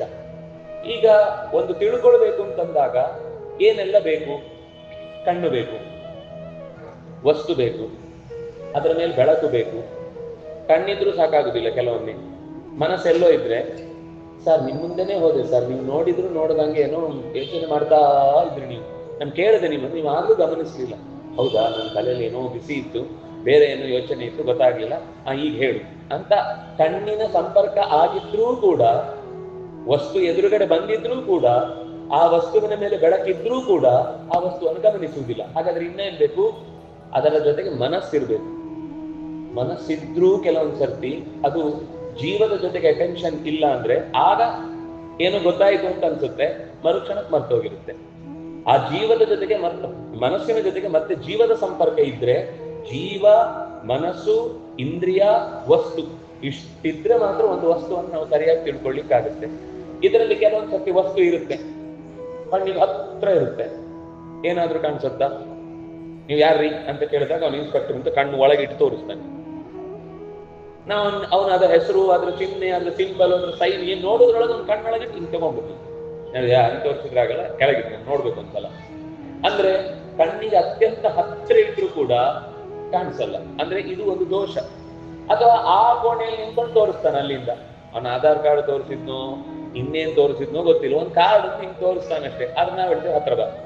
ಕೆಲವು ದೂರ ಇರುವುದು ಅನ್ನುವ ದೋಷ ನಮ್ಗೆ ಒಂದು ಪ್ರತ್ಯಕ್ಷವನ್ನ ಅಂದ್ರೆ ನಂಬಲಿಕ್ಕೆ ಅಥವಾ ಪ್ರತ್ಯಕ್ಷದಿಂದ ಗೊತ್ತಾದ ಸಂಗತಿಯನ್ನು ಒಪ್ಪಲಿಕ್ಕೆ ಕಷ್ಟ ಆಗುತ್ತೆ. ಹಾಗಾಗಿ ನೋಡ್ಬೇಕು ಅಂತಂದ್ರೆ ಅದಕ್ಕೊಂದು ಡಿಸ್ಟೆನ್ಸ್ ಇದೆ. ಅಷ್ಟೇ ಡಿಸ್ಟೆನ್ಸ್ ಒಳಗೆ ನೋಡಿದ್ರೆ ಮಾತ್ರ ಆ ವಸ್ತುವನ್ನು ನಾವು ನಂಬಲಿಕ್ಕಾಗುತ್ತೆ. ಅದರಿಂದಾಗಿ ಇನ್ನು ಕೆಲವೊಮ್ಮೆ ಏನಾಗುತ್ತೆ ಅಂದ್ರೆ ನಮ್ಗೆನೆ ಕಣ್ಣೇ ಸ್ವಲ್ಪ ಮಂಜಾದಾಗ ನಮ್ಮ ಆಗ ದೂರದ ದೃಷ್ಟಿಯೋ ಸಮೀಪ ದೃಷ್ಟಿಯೋ ಯಾವುದೋ ಒಂದು ಇದ್ದಾಗ ನಾವು ಆಮೇಲೆ ಹೇಳ್ತೇವೆ ಅಷ್ಟು ದೂರದಲ್ಲಿ ಹಿಡಿದ್ರೆ ಕಾಣೋದು, ಸ್ವಲ್ಪ ಹತ್ರ ಹಿಡಿ, ಹತ್ರ ಹಿಡಿದ್ರೆ ಹತ್ರ ಕಾಣೋದು, ದೂರ ದೂರ ಹಿಡಿ, ಆಗ ಅಕ್ಷರ ಕಾಣುತ್ತೆ. ಅಂದ್ರೆ ನಮ್ಮ ಇಂದ್ರಿಯ ಪಾಠವನ್ನು ಗಮನಿಸಬೇಕಾಗುತ್ತೆ. ಅಂದ್ರೆ ಇಂದ್ರಿಯ ಪಟುತ್ವ ಇದ್ದಾಗ ಒಂದು ವಸ್ತುವನ್ನ ಗಮನಿಸುವಾಗ ಅದಕ್ಕೆ ಬೆಳಕು ಇದ್ದು ಆಕೃತಿ ಇದ್ದು, ಈಗ ಗಾಳಿ ಹತ್ರ ಇದೆ ಕಾಣಿಸುತ್ತಾ, ಆಕಾಶ ಇಲ್ಲೇ ಇದೆ ಕಾಣಿಸುತ್ತಾ, ಅದಕ್ಕೂ ಒಂದು ಆಕಾರ ಇರಬೇಕು, ಆಕಾರ ಇರಬೇಕು, ಅದರ ಮೇಲೆ ಬಣ್ಣ ಬೀಳಬೇಕು, ಅಂದ್ರೆ ಅದಕ್ಕೆ ಬಣ್ಣ ಇರಬೇಕು, ಅದರ ಮೇಲೆ ಬೆಳಕು ಬೀಳಬೇಕು, ಅದು ಇಂದ್ರಿಯಕ್ಕೆ ತಾಕಬೇಕು ಅಂತ ಕಣ್ಣು ಮೂಗು ಯಾವುದೋ ಒಂದಕ್ಕೆ, ಆ ಕಣ್ಣು ಅಥವಾ ಯಾವುದೇ ಇಂದ್ರಿಯ ಮನಸ್ಸಿಗೆ ಸಂಪರ್ಕ ಬರಬೇಕು, ಆ ಮನಸ್ಸಿಗೆ ಸಂಪರ್ಕ ಬಂದ್ರೆ ಜೀವಕ್ಕೆ ಸಂಪರ್ಕ ಬರಬೇಕು. ಆವಾಗ ಒಂದು ವಿಷಯ, ನಾನು ಪುಸ್ತಕವನ್ನು ನೋಡಿದೆ, ನಾನು ಮೈಕವನ್ನು ನೋಡಿದೆ ಅನ್ನೋ ವಿಷಯ ಕನ್ಫರ್ಮ್ ಆಗುತ್ತೆ. ಇಷ್ಟೆಲ್ಲ ನೋಡ್ಬೇಕಿದೆ ಅಂತ ನಮ್ಗೆ ಗೊತ್ತಿಲ್ಲ, ನೋಡಿದಾಗ ಅರ್ಥ ಆಗ್ತಾ ಇರುತ್ತೆ, ನೋಡ್ತಾ ಹೋಗ್ತಾ ಇರ್ತೇವೆ. ಅಂದ್ರೆ ಈ ತರ ಸೂಕ್ಷ್ಮ ವಿಷಯಗಳನ್ನ ಈ ಗ್ರಂಥಗಳಲ್ಲಿ ಜಯತೀರ್ಥರು, ಯಾಕೆಂದ್ರೆ ಕೆಲವೊಂದು ಸರ್ತಿ ಎದುರಾಳಿಗಳು ಪ್ರಶ್ನೆ ಕೇಳಿದಾಗ ಇಷ್ಟು ಸೂಕ್ಷ್ಮಕ್ಕೆ ಬಂದಾಗ ಕೆಲವೊಂದು ಸರ್ತಿ ಎಲ್ಲೋ ದೂರದಲ್ಲಿ ಇದ್ದದ್ದನ್ನು ಕಾಣಿಸುವುದಿಲ್ಲ ಅಂದ್ರೆ ಕಣ್ಣು ಉಂಟಲ್ಲ, ಯಾಕೆ ಕಾಣಲ್ಲ ಅಂದ್ರೆ ಆಗ ದೋಷ ಇದೆ. ಅದಕ್ಕೆ ಕಣ್ಣಿಗೆ ಕಾಣದ ಹಾಗೆ ಒಂದು ದೂರದಲ್ಲಿ ಇರುವಿಕೆ ಅನ್ನುವ ದೋಷ ಇದೆ. ಅದನ್ನಾಗಿ ಅಂತ ಸಂದರ್ಭದಲ್ಲಿ ನಾವು ಕಣ್ಣಿಗೆ ಕಂಡದ್ದನ್ನ ಪ್ರತ್ಯಕ್ಷ ಅಂತ ಹೇಳಿ ಬರುವುದಿಲ್ಲ. ನಕ್ಷತ್ರ ಇದೆ ಅಂದ್ರೆ ನಕ್ಷತ್ರ ಇದೆ ಅಂತ ಅಷ್ಟೇ ಕಾಣಿಸುತ್ತೆ ಅಂತ ಎಷ್ಟು ಅಂತ ನಮಗೂ ಲೆಕ್ಕ ಮಾಡ್ಲಿಕ್ಕೆ ಆಗುದಿಲ್ಲ, ಅಥವಾ ಅದರ ದೂರ ಎಷ್ಟು ಅಂತ ನಮಗೆ ಬರೀ ಕಣ್ಣಿನಿಂದ ಅಳತೆ ಅಂತ ಹೇಳಲಿಕ್ಕೆ ಬರುವುದಿಲ್ಲ. ಈಗ ಅಡಿಗೆಗೆ ಉಪ್ಪು ಹಾಕುವಾಗ ಹಳಬರಿಗೆ ನೀವು ಅವರಿಗೆ ಗ್ರಾಮ್ ಹೇಳಿ ಅಂದ್ರೆ ಬರೋದು, ಅವ್ರು ಹೀಗೆ ತೆಗಿತಾರೆ, ಹೀಗೆ ಹಾಕ್ತಾರೆ, ಕರೆಕ್ಟ್ ಇರುತ್ತೆ, ಒಂಚೂರು ಹೆಚ್ಚು ಕಮ್ಮಿ ಆಗಲ್ಲ. ಹಿಂದಿನ ದಿವಸ ಬೇಕಿದ್ರೆ ಒಂಚೂರು ಜಾಸ್ತಿನೇ ಹಿಡಿದಿರ್ಬೋದು, ಆದ್ರೆ ಅವ್ರ ತಲೆಯಲ್ಲಿ ಏನಿರುತ್ತೆ ಅಂದ್ರೆ ಇವತ್ತೆರಡು ಜನ ಕಡೆಗೆ ಜಾಸ್ತಿ ಇದೆ ಅಂತನೂ ತಲೆಯಲ್ಲಿ ಇರುತ್ತೆ. ಅದು ತಾನಾಗಿ ಅಳತೆಯಿಂದ ಹೀಗೆ ಬರುತ್ತೆ. ಈ ಪುಸ್ತಕ ನೋಡಿ ಅಥವಾ ಟಿವಿಯಲ್ಲಿ ಬರುವ ಕಾರ್ಯಕ್ರಮ ನೋಡಿ ಅಡಿಗೆ ಮಾಡುವುದು ಅಂತಿದ್ರೆ ಅದು ಮಾಡಿದ್ಮೇಲೆನೆ ಅದಕ್ಕೆ ಹೆಸರಿಡ್ಬೇಕು ಏನು ಅಂತ, ಅದು ಆದ್ಮೇಲೆ ತಿಂದವನ ಗತಿ. ಅದರಿಂದ ಹಾಗೆ ಅವನು ವಿದ್ಯೆಯನ್ನ ಹೇಳ್ಕೊಡ್ಲಿಕ್ಕೆ, ಅಂದ್ರೆ ಅದು ಅವ್ರ ಕಣ್ಣಳತೆ ಅಂತಿರುತ್ತೆ, ಅದನ್ನ ನೀವು ಲೆಕ್ಕ ಮಾಡಿ ಹೇಳಿಕ್ ಬರುವುದಿಲ್ಲ. ಹಾಗಾಗಿ ಅದೆಲ್ಲ ವಿಷಯದಲ್ಲಿ ಒಂದು ವಿಷಯ ಪ್ರಮಾಣ ಆಗಬೇಕಾದ್ರೆ ಆಗ ನಮ್ಮ ಕಣ್ಣಳತೆಯಿಂದ ಇಷ್ಟೇ ಅಳತೆ ಅಂತ ಇಲ್ಲಿ ಗೊತ್ತಾಗುತ್ತೆ, ಅದ್ರ ದೂರದಲ್ಲಿ ಹಿಡಿದವನು ಇಷ್ಟು ಅಂತ ತೋರಿಸಿದ್ರೆ ಗೊತ್ತಾಗುತ್ತೆ ಹತ್ರ ಬಾ ಅಂತೇಳಿ. ಹಾಗಾಗಿ ಇದೆಲ್ಲ ಜ್ಞೇಯ ವಿಷಯಕಾರಿತ್ವಂಚ ಸಾಕ್ಷಾತ್ವ ಸಾಕ್ಷಾತ್ ಜ್ಞೇಯ ವಿಷಯಕಾರಿ ಸಾಧನತ್ವೇನವ ವಿವಕ್ಷಿತಂ ಅಂತ ಒಂದು ವಿವರವನ್ನು ಕೊಟ್ಟು ಪ್ರಮಾಣವನ್ನು ಹೇಳುವಾಗ ಒಂದು ಜ್ಞಾನವನ್ನ ಕೊಡ್ಲಿಕ್ಕೆ ಕಾರಣವಾದಂಥದ್ದು ಈ ಮೈಕ್ ಅನ್ನೋದು, ಜ್ಞಾನವನ್ನ ಬರ್ಲಿಕ್ಕೆ ಕಾರಣವಾದಂಥದ್ದು ಕಣ್ಣು. ಅಂದ್ರೆ ಈ ಕಣ್ಣು ಪ್ರಮಾಣ, ಈ ವಸ್ತುವು ಕೂಡ ಒಂದು ಪ್ರಮಾಣ. ಮೈಕ್ ಅಂದಾಗ ನಮ್ಗೆ ತಲೆಯಲ್ಲಿ ಒಂದು ಜ್ಞಾನ ಬಂತಲ್ಲ, ನೀವು ಇದನ್ನ ನೋಡ್ಲಿಲ್ಲ, ಆದ್ರೆ ಮೈಕ್ ಅಂದ್ರೆ ಒಂದು ತಲೆ, ಒಂದು ಆಕೃತಿ ತಲೆ. ನಮ್ಮಲ್ಲಿ ಎಲ್ಲವೂ ಕೂಡ ಮನಸ್ಸಿನಲ್ಲಿ ಪ್ರತಿಯೊಂದು ವಿಷಯವನ್ನು ಪಿಕ್ಚರೈಸ್ ಮಾಡುತ್ತೆ ಮನಸ್ಸು. ನೀವು ಏನೇ ಹೇಳಿ ಅದಕ್ಕೊಂದು ಪಿಕ್ಚರೈಸ್ ಆಗ್ಲೇಬೇಕದು, ಇಲ್ಲಾಂದ್ರೆ ಅದು ವಸ್ತು ನೆನಪಿರಲ್ಲ. ಮಕ್ಕಳಿಗೆ ಎಷ್ಟೋ ಸರ್ತಿ ಯಾಕೆ ನೆನಪಿರಲ್ಲ ಅಂದ್ರೆ ಅವುಗಳು ಬಾಯ್ಪಾಠ ಮಾಡಿ ಅರ್ಥವೇ ಮಾಡ್ಕೊಳ್ಳದೆ ಓ ಅಂತ ಬಿಡ್ತಾರೆ. ಅದು 2 ಸರ್ತಿ ಓಡಾಡಿ ಬಂದ್ರೆ ತಲೆಯಲ್ಲಿ ಉದ್ರೋಯ್ತು ಅಂತಾರೆ, ಇನ್ನೊಂದ್ಸಲ ಓದ್ಬೇಕು, ಯಾಕಂದ್ರೆ ಆಗ ಬಾಯ್ಪಾಠ ಮಾಡಿದ್ ಮರ್ತೋಯ್ತು. ಯಾಕೆ ಮರ್ತೋಯ್ತು ಅಂದ್ರೆ ಅದು ಮನಸ್ಸಿನಲ್ಲಿ ಪಿಕ್ಚರೈಸ್ ಆಗಿಲ್ಲ. ಯಾವಾಗ ಮಕ್ಕಳಿಗೆ ಒಂದು ವಿಷಯವನ್ನ ಅರ್ಥ ಮಾಡಿಸುವಾಗ ಅದರ ಕಣ್ಣ ಮುಂದೆ ಅದು ಏನು ಅಂತ ಒಂದು ಚಿತ್ರ ಬರುವಂತೆ ಆದ್ರೆ ಅದು ಮತ್ತೆ ಮರ್ತು ಹೋಗಲ್ಲ. ಹಾಗಾಗಿ ಒಂದು ವಿಷಯವನ್ನು ನಾವು ಗ್ರಹಿಸುವಾಗ ಮನಸ್ಸೇ ಒಂದು ರೆಡಿ ಮಾಡುತ್ತೆ. ಮನಸ್ಸು ಪುಸ್ತಕ ಅಂದಾಗ ಪುಸ್ತಕದ ಒಂದು ಚಿತ್ರ ಬರುತ್ತೆ. ರಾಮಾಯಣದ ಪುಸ್ತಕ ನಮ್ಮ ಮನೇಲಿ ನೆನಪಿದೆ, ಓ ಬೀರುನಲ್ಲಿ 3ನೇ ಕಬಾಟ್ನಲ್ಲಿ 2ನೇ ಸಾಲಿನಲ್ಲಿ ಇರುವಂತದ್ದು, ಮೇಲ್ಗಡೆ ಕೆಂಪು ಬೈಂಡಿದ್ದು, ಇಷ್ಟು ತಲೆಯಲ್ಲಿ ನಮ್ಗೆ ಬರುತ್ತೆ ಒಂದು ಪುಸ್ತಕ ಅಂತ ಹೇಳಿದಾಗ. ಅಂದ್ರೆ ಅದರ ಪಿಕ್ಚರ್ ತಲೆ ಒಳಗೆ ಬಂದು ಕೂತಾಗ ಆ ಕೂತ ಜ್ಞಾನ ಇದೆಯಲ್ಲ, ನನಗೆ ಅರ್ಥ ಆಯ್ತಾ ಹೇಳಿದ್ರೆ ಹಾ ಅರ್ಥ ಆಯ್ತು ಅಂತೇವಲ್ಲ, ಆ ಒಳಗೊಂದು ಜ್ಞಾನ ಬಂತಲ್ಲ, ಅದು ಪ್ರಮಾಣ. ಅದು ಗೊತ್ತಾದ್ರೆ ಮಾತ್ರ ಅವನಿಗೆ ತಲೆ ಒಳಗೆ ಹೋಯ್ತು ಅಂತ ಅರ್ಥ. ಇಲ್ಲ ಅಂದ್ರೆ ಬಾಲ ಮಾತ್ರ ಉಂಟು ಅಂತ ಮಕ್ಕಳು ಕೆಲವೊಮ್ಮೆ ಕತೆ ಹೇಳ್ತಾ ಇದ್ರಂತೆ. ಒಬ್ರು ಕತೆ ಹೇಳ್ತಾ ಇದ್ರೆ ಏನಾಯ್ತೋ ಕೇಳಿದ್ರಂತೆ, ಅವನು ಏನೋ ಆಕಾಶ ನೋಡ್ತಿದ್ದ, ಬಾಲ ಮಾತ್ರ ಉಂಟು ಸಾರ್ ಅಂತ. ಅವನು ಅಲ್ಲೆಲ್ಲೋ ಮೂಲೆಯಲ್ಲಿ ಒಂದು ಹಲ್ಲಿ ಒಳಗೆ ಹೋಗುದನ್ನು ನೋಡ್ದ, ಅದು ಬಾಲ ಮಾತ್ರ ಸಿಕ್ಕಾಕೊಂಡಿತ್ತು ಹೊರಗೆ. ಅವನು ಅದನ್ನು ನೋಡಿ ಬಾಲ ಮಾತ್ರ ಉಂಟು ಸರ್. ಹಾಗೆ ಅರ್ಥ ಆಗದೆ ಗಮನ ಕೊಡದೆ ಹೋದಾಗ ಏನೂ ಆಗುತ್ತೆ ತಲೆಯಲ್ಲಿ. ಆಗ ಎಚ್ಚರ ಇರಬೇಕು, ಅಲ್ಲಿಗೆ ಮನಸ್ಸು ಕೊಟ್ಟಿರಬೇಕು. ಅಂದ್ರೆ ಮನಸ್ಸು ಕೊಟ್ಟಿದ್ದಾನೆ, ಆದ್ರೆ ಹೊರಗೆ ನಿದ್ದೆ ತಡಿಲಿಕ್ಕೆ ಆಗ್ತಿಲ್ಲ, ತೂರ್ತಾ ಇದ್ದಾನೆ ತಲೆಯಿಂದ. ಕಣ್ಣು ಎದುರು ಹೊಟ್ಟೆ ಜಾಸ್ತಿ ಆಗಿದೆ ಭಾರ, ಆಗ ತಲೆನೂ ಭಾರ ಆಗ್ಬಿಡುತ್ತೆ. ಯಾವಾಗ ಹೊಟ್ಟೆ ತುಂಬಿತು ಆಗ ತಲೆ ಖಾಲಿ ಆಗುತ್ತೆ. ಯಾವಾಗ ತಲೆ ಮತ್ತು ಹೊಟ್ಟೆ ಎರಡಕ್ಕೂ ತುಂಬಬೇಕಂದ್ರೆ ಅರ್ಧನೇ ತುಂಬಿಸಿದ್ರೆ ಎರಡೂ ತುಂಬುತ್ತೆ. ಹಾಗೆ ಕೆಲವು ಸಂಗತಿಗಳಲ್ಲಿ ಕೆಲವೊಮ್ಮೆ ಕೆಲವು ವಿಷಯಗಳು ನೇರವಾಗಿ ನಮಗೆ ತಿಳುವಳಿಕೆಗೆ ಬರುತ್ತೆ, ಕೆಲವೊಂದು ಸರ್ತಿ ಇನ್ನೊಂದರ ಮೂಲಕ ತಿಳಿಸಿ ನಮಗೆ ಪ್ರಮಾಣ ಆಗುತ್ತೆ. ಕಣ್ಣು ಆ ವಸ್ತು ಇರುವುದರಿಂದಾಗಿ ನಮಗೆ ತಿಳಿಲಿಕ್ಕೆ ಸಹಕಾರಿ ಕೊಡುತ್ತೆ. ಬೆಳಕೆ ಇಲ್ಲ ಅಂದ್ರೆ ಕಣ್ಣಿಗೆ ಗೊತ್ತಾಗ್ತದೆ, ಅದಕ್ಕೆ ಇನ್ನೊಂದರ ಸಹಕಾರ ಬೇಕು. ಆಗ ಬೆಳಕು ಬಿದ್ದ ಮೇಲೆ ಮತ್ತೆ ವಸ್ತು ಕಾಣುತ್ತೆ. ಅದರಿಂದಾಗಿ ಒಂದು ವಿಷಯ ತಿಳ್ಕೊಳ್ಳಿಕ್ಕೆ ಎಷ್ಟೆಲ್ಲ ಪರಿಕರಗಳು ಬೇಕು ಅನ್ನುವ ಸೂಕ್ಷ್ಮ ಅಂಶವನ್ನ ಗ್ರಹಿಸಿ ಅಲ್ಲಿ ಹೇಳುವಂಥದ್ದು. ಅಂದ್ರೆ ಈಗ ಭ್ರಾಂತಿ ಅಂತ ಒಂದಿದೆ. ನಾನು ಶಾಸ್ತ್ರದ ಬಗ್ಗೆ ಹೆಚ್ಚು ವಿವರಿಸಿ ಹೇಳಲ್ಲ, ಆದ್ರೆ ಅದೊಂದು ವಿಷಯ ನಮಗೆ ಗೊತ್ತಿರಲಿ ಅಂತ ನನ್ನ ದೃಷ್ಟಿಯಿಂದ. ಮೀಮಾಂಸಕರು ಭ್ರಾಂತಿ ಅನ್ನೋದು ಇಲ್ವೇ ಇಲ್ಲ ಅಂತ. ಅದು ಹೇಗಿಲ್ಲ ಅಂತ ನಮ್ಗೆ ಭ್ರಾಂತಿ ಬರಬೇಕು. ಅವ್ರಿಗೆ ಯಾಕೆ ಭ್ರಾಂತಿ ಇಲ್ಲ ಅಂತ ಅನ್ನಿಸುವುದು ನಮ್ಗೆ ಅರ್ಥ ಆಗುದಿಲ್ಲ. ಅವ್ರು ಭ್ರಾಂತಿ ಇಲ್ಲ ಅಂತಾರೆ. ಜಗತ್ತಲ್ಲಿ ಎಲ್ಲವೂ ಜ್ಞಾನ, ಎಲ್ಲವೂ ಜ್ಞಾನಮಯ ಅಂತ. ಆದ್ರೆ ನ್ಯಾಯ ಶಾಸ್ತ್ರವನ್ನ ಹೇಳುವವರು ಅದು ಒಂದು ಜ್ಞಾನದ ಪ್ರಭೇದ ಅಂತ.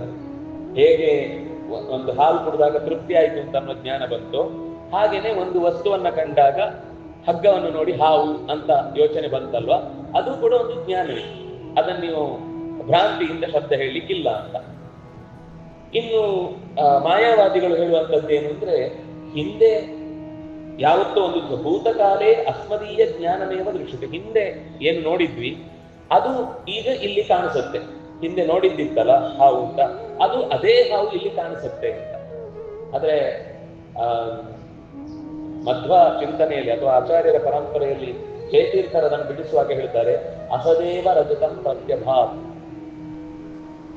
ಎಲ್ಲೋ ಇದ್ದ ಹಾವು ಇಲ್ಲಿ ಕಾಣುವುದಾದ್ರೆ ಸ್ವಲ್ಪ ಹೊತ್ತಾದ್ಮೇಲೆ ಅಯ್ಯೋ ಹಾವಲ್ಲ ರೀ ಅದು, ಹಗ್ಗ, ನಾನು ಹಾವು ಕೊಂಡ್ಬಿಟ್ಟೆ, ಎಲ್ಲೋ ಹಾವು. ಎಲ್ಲೋ ಇದ್ದದ್ದು ಇಲ್ಲಿ ಕಾಣಿಸ್ಬೇಕು ಅಂದ್ರೆ ಈಗ ಎಲ್ಲೋ ಇತ್ತು. ನಿಮ್ಗೆ ಸರಿಯಾದ ಜ್ಞಾನ ಬಂದ್ಮೇಲೆ, ಬೆಳಕು ಬಂದ್ಮೇಲೆ, ಬಿದ್ದ ಮೇಲೆ ಅದು ಹಗ್ಗ ಅಂತ ಗೊತ್ತಾಯ್ತು. ಹಾಗಾಗಿ ನೀವು ನೋಡಿದ್ದು ಹಾವಲ್ಲವೇ ಅಲ್ಲ, ನೀವು ಹಗ್ಗವೇ ನೋಡಿದ್ದು. ಬೇರೆ ಎಲ್ಲೋ ಇದ್ದ ಹಾವು ಒಂದಿದೆ, ಹಾವಿನಂತೆಯೇ ಜ್ಞಾನ ಏನಿದೆ ಅದು ಇಲ್ಲಿ ಕಾಣಿಸ್ತು. ಹಾವಿನಂತೆಯೇ ಇದು ಇದೆ ಅಂತ ಆ ಹಾವು ಕಾಣಿಸಿದ್ದಲ್ಲ. ಈ ಹಗ್ಗವೂ ಕೂಡ ಆ ಹಾವಿನಂತೆಯೇ ಹೋಲಿಕೆಗೆ ಇದೆ ಅನ್ನೋದು ಇದ್ದಾಗ ನಿಮ್ಗೆ ಯಾವಾಗ ಆ ತಪ್ಪು ಕಲ್ಪನೆ ಬಂದು ಆವಾಗ ಭಯ ಆಯಿತು. ಆಮೇಲೆ ಮತ್ತೆ ಕಾಲಲ್ಲಿ ನಿಧಾನಕ್ಕೆ ಮುಟ್ಟಿ ನೋಡಿದ್ರೆ ಗೊತ್ತಾಗಲಿಲ್ಲ ಇದು ಹಾವಲ್ಲ, ಹಗ್ಗ. ನಾನು ಏನು ಅನ್ಕೊಂಡ್ರು, ಕೆಲವೊಂದು ಸರ್ತಿ ಹಾವನ್ನ ಹಗ್ಗ ಅನ್ಕೊಂಡ್ರೆ ಕಷ್ಟ, ಹಗ್ಗವನ್ನು ಹಾವು ಅನ್ಕೊಂಡ್ರೆ ತೊಂದರೆ ಇಲ್ಲ. ಹಾವನ್ನೇ ಹಗ್ಗ ಅನ್ಕೊಂಡು ಎತ್ತಲಿಕ್ಕೆ ಹೋಗಿ ಇನ್ನೇನು ಎಡವಟ್ಟಾಗುವುದಕ್ಕಿಂತ ಅದು ಬೆಟರ್. ಹೀಗೆ ನಿಜವಾಗಿ ವಸ್ತು ಅಲ್ಲಿ ಅಂದ್ರೆ ಹೊರಗೆ ದೂರದಲ್ಲಿ ಎಲ್ಲೋ ಇದ್ದದಲ್ಲಿ ಬರುವುದಲ್ಲ, ನಾವು ನೋಡಿದ ಹಗ್ಗವನ್ನೇ. ಆದ್ರೆ ಹಗ್ಗವನ್ನು ನೋಡಿದಾಗ ನಮಗೆ ಹಿಂದೆ ನೋಡಿದ ಒಂದು ಅನುಭವದ ದರ್ಶನ ಇಲ್ಲಿ ನೆನಪಾಗುವಾಗ ಅದು ಸ್ವಲ್ಪ ಆಕೃತಿಯ ಸಾದೃಶ್ಯ ಇತ್ತಲ್ವಾ, ಅದರಿಂದ ಅದು ಸಮಾನವಾಗಿ ಕಂಡು ಹಾವು ಅಂತ ಭ್ರಮೆ ಬಂತು. ಆದ್ರೆ ಸ್ವಲ್ಪ ಹೊತ್ತಾದ ಮೇಲೆ ಮತ್ತೆ ಯೋಚನೆ ಮಾಡಿ ನೋಡಿದಾಗ ಅಲ್ಲ ಅಂತ ಗೊತ್ತಾಯ್ತು. ಆಚಾರ್ಯರು ಹೇಳಿದ್ರು ಭ್ರಾಂತಿ ಅಂತ ಒಂದು ಪ್ರತ್ಯೇಕ ಇದೆ, ಅದು ಅಜ್ಞಾನ. ಅದರಿಂದಾಗಿ ಕೆಲವೊಂದು ಸರ್ತಿ ಅಂದ್ರೆ ಭ್ರಾಂತಿ ಅಂತ ಒಂದು ಇದೆ ಅಂದ್ಮೇಲೆ ಅದಕ್ಕೊಂದು ಪರಿಹಾರ ಅಂತಾನೂ ಇರಬೇಕು. ಪರಿಹಾರ ಇಲ್ಲದ ಒಂದು ಭ್ರಾಂತಿ ಅಂತಿಲ್ಲ. ಅವನಿಗೆ ಗೊತ್ತಾಗದೆ ಹೋಗ್ಬೋದು. ಯಾರೋ ಒಬ್ಬ ಜೀವನ ಪೂರ್ತಿ ಒಬ್ಬನನ್ನು ಒಳ್ಳೆಯವ ಅನ್ಕೊಂಡ್ಬಿಟ್ಟಿದ್ದ, ಸತ್ತ, ಅವನಿಗೆ ಯಾವತ್ತೂ ಗೊತ್ತಾಗ್ಲಿಲ್ಲ. ಹಾಗಂತ ಹೇಳಿ ಅವನು ಒಳ್ಳೆಯವನಾಗುದಿಲ್ಲ. ಅವ್ನು ಇನ್ನೊಬ್ಬನಿಂದ ಯಾರಿದ್ದನೋ ಸ್ಪಷ್ಟವಾಗಿ ಗೊತ್ತಾಗಿದೆ, ಇವನು ಮೋಸ ಮಾಡಿದಾನೆ, 10 ಜನಕ್ಕೆ ಮೋಸ ಮಾಡ್ಕೊಂಡು ಬಂದಿದ್ದಾನೆ, 11ನೇನಿಗೂ ಹಾಗೇ ಮಾಡೋಣ ಅಂತ ಹೋಗ್ತಾನೆ. ಆಗ ಅವನು ರೆಡ್ ಹ್ಯಾಂಡ್ ಆಗಿ ಹಿಡಿತಾನೆ, ನೀನು ಅವರಿಗೆಲ್ಲ ಮಾಡಿರ್ಬೋದು, ಪಾಪ ಅವ್ರ ಪಾಪದವರು ದಡ್ರು, ನನಗೂ ಹಾಗೆ ಟೊಪ್ಪಿಗೆ ಹಾಕ್ಲಿಕ್ಕೆ ಬಂದಿದ್ಯಾ, ನಾನು ಎಷ್ಟೋ ಜನರ ಟೊಪ್ಪಿ ಹಾಕಿಸ್ಕೊಂಡು ತೆಗೆಸ್ಕೊಂಡು ನೀನೇನು ನನ್ನ ಟೊಪ್ಪಿ ಹಾಕಿದ್ರು ಅಂತ ಅವನನ್ನು ಹಿಡಿದು ಬಿಡ್ತಾನೆ. ಅಂದ್ರೆ ಎಲ್ಲೋ ಒಂದು ಕಡೆ ಆ ರೀತಿಯ ಭ್ರಮೆಗೆ ಒಂದು ಫುಲ್ ಸ್ಟಾಪ್ ಇದೆ, ಒಂದು ಕೊನೆ ಆಗುತ್ತೆ. ಅಂದ್ರೆ ಜಗತ್ತನ್ನೇ ಭ್ರಮೆ ಅಂದ್ರೆ, ಇಡೀ ಜಗತ್ತೇ ಭ್ರಮಾತ್ಮಕವಾದದ್ದು ಅಂದ್ರೆ ಯಾರಾದ್ರೂ ಒಬ್ಬರಿಗೆ ಇದು ಭ್ರಮೆ ಅಂತ ಕಾಣಿಸಿರ್ಬೇಕಲ್ಲ. ಅಯ್ಯೋ ಇಷ್ಟೊತ್ತು ನಾನು ಭ್ರಮೆ, ಜಗತ್ತನ್ನ ಸತ್ಯ ಅನ್ಕೊಂಡ್ಬಿಟ್ಟಿದೆ, ಅದು ಭ್ರಮೆ ಅಂತ ನನಗೆ ಈಗ ಅರ್ಥ ಆಗ್ತಾ ಇದೆ. ಎಲ್ಲಿ ಆಗುತ್ತೆ? ಇಷ್ಟು ಸಾವಿರಾರು ವರ್ಷಗಳಿಂದ ಎಷ್ಟೋ ಋಷಿಗಳು, ಎಷ್ಟೋ ಜ್ಞಾನಿಗಳು, ಎಷ್ಟೋ ಅವಧೂತರು, ಎಷ್ಟೆಷ್ಟೋ ಜಗತ್ತಿನ ಸತ್ಯದ ಬಗ್ಗೆ ಮಾತನಾಡುವವರು ಯಾರಾದ್ರೂ ಕೂಡ ಇಲ್ಲಿ ತನಕ ನಾನು ಜಗತ್ತನ್ನ ಸತ್ಯ ಅನ್ಕೊಂಡ್ಬಿಟ್ಟಿದ್ದೆ, ಅಯ್ಯೋ ಅದು ಭ್ರಮೆ ಆಗೋಯ್ತು ಅಂತ ಹೇಳಿದ್ದೀಯಾ? ಇಲ್ಲ. ಹಾಗಾಗಿ ಅದನ್ನ ನೀವು ಇದ್ದಕ್ಕಿದ್ದಾಗ ನಿಮಗೆ ಕಾಣುವುದು. ಅವರ ಲಾಜಿಕ್ ಏನಂದ್ರೆ, ಯಾವುದು ಕಾಣುತ್ತೋ ಅದು ಸುಳ್ಳು. ಎಂತ ಲಾಜಿಕ್ ಇದೆ? ಯಾವುದು ಕಾಣುತ್ತೋ ಅದು ಸತ್ಯ ಅಂತ ನಾವು ಲೋಕದಲ್ಲಿ ಅನುಭವ ಇರುತ್ತೆ ನಮಗೆ. ನೀವು ಅದನ್ನು ಉಲ್ಟಾ ಪಲ್ಟಾ ಹೇಳಿದ್ರೆ ಅಂದ್ರೆ ಅದು ಕೆಲವೊಂದು ಸತ್ಯ ಏನು ಅಂದ್ರೆ, ಯಾವುದಕ್ಕೆ ಉತ್ತರ ಇರಲ್ವೋ ಆ ಉತ್ತರ ದೀರ್ಘ ಇರುತ್ತೆ. ನೀವು ಅದನ್ನು ಕೇಳಿ ಯಾಕೆ ಹೀಗೆ ಅಂತ. ಅದಕ್ಕವರು ಮಿಥ್ಯಾ ಅಂದ್ರೆ ಇಷ್ಟು, ಮಿಥ್ಯಾಕ್ಕೊಂದು ಲಕ್ಷಣ ಇದೆ, ಅದು ಸತ್ತು ಅಲ್ಲ, ಅಸತ್ತು ಅಲ್ಲ, ಸದಸತ್ ವಿಲಕ್ಷಣ ಅಂತ ನಿಮ್ಗೆ ಅರ್ಥ ಆಗದ ಶಬ್ದಗಳಿಂದ ಒಂದಿಷ್ಟು ಗೋಜಲೆಬ್ಬಿಸಿ ಧೂಳೆಬ್ಬಿಸಿ ಕಣ್ಣಿಗೆ ಧೂಳು ಹಾರಿದ ಮೇಲೆ ನೋಡಿ ನಿಮ್ಗೆ ನಾವು ಹೇಳಿದ ಅರ್ಥ ಆಗಲ್ಲ, ಯಾವ್ದು ಅರ್ಥ ಆಗುದಿಲ್ವೋ ಅದೇ ವೇದಾಂತ ಅಂದ್ಬಿಡ್ತಾರೆ ಕೊನೆಗೆ. ಆಯ್ತಾ, ಅಲ್ಲಿ ಮುಗೀತು. ಆಚಾರ್ಯ ಹೇಳಿದ್ರು ಹಾಗೆಲ್ಲ ಹೇಳಲಿಕ್ಕೆ ಬರುವುದಿಲ್ಲ. ಅದಕ್ಕೆ ಜಯತೀರ್ಥರ ನನ್ನ ಪಾರಿಭಾಷಿಕ ಶಬ್ದ ಬಳಸಿದ್ರೆ ನಿಮ್ಗೆ ತೀರಾ ಮೇಲಿಂದ ಬೌನ್ಸ್ ಹೊಡೆಯುತ್ತೆ ಅಂತ ನಾನು ಅದನ್ನಷ್ಟು ಬಿಡಿಸಿ ಹೇಳಿಲ್ಲ. ಆದ್ರೆ ಬಹಳ ಚಂದ ಜಯತೀರ್ಥರ ಆ ವಾದದ ಶೈಲಿ ಇದೆಯಲ್ವಾ, ಅದು ನೀವು ಎಲ್ಲೂ ಕೂಡ ಒಂದು ಕಡೆಯಿಂದ ತಪ್ಪಿಸ್ಕೊಂಡು ಇನ್ನೊಂದು ಕಡೆಯಿಂದ ನಾನು ಸರಿ ಅಂತ ಸಮರ್ಥಿಸ್ತೇನೆ ಅಂತ ಹೋಗ್ಲಿಕ್ಕೆ ಬಿಡದ ಹಾಗೆ ಒಂದು ಬ್ಲಾಕ್ ಮಾಡ್ತಾ ಹೋಗುದು. ನೀವು ಇದನ್ನು ಹೇಳ್ತೀರಾ, ಈ ಅರ್ಥ ಇಲ್ಲ, ಇದನ್ನು ಹೇಳ್ತೀರಾ, ಈ ಅರ್ಥ ಇಲ್ಲ, ಇದನ್ನು ಹೇಳ್ತೀರಾ, ಇದನ್ನು ಹೇಳ್ತೀರಾ. ಈ ಕಬಡ್ಡಿ ಆಡುವಾಗ ಒಂದು ಕಡೆಗೆ ಮೂಲೆಗೆ ಮಾಡಿ ಎಲ್ಲರನ್ನ ಮುಟ್ಟಿಸುವುದೇನಿದೆ ಅದು ಒಂದು ಆಟದ ಶೈಲಿ.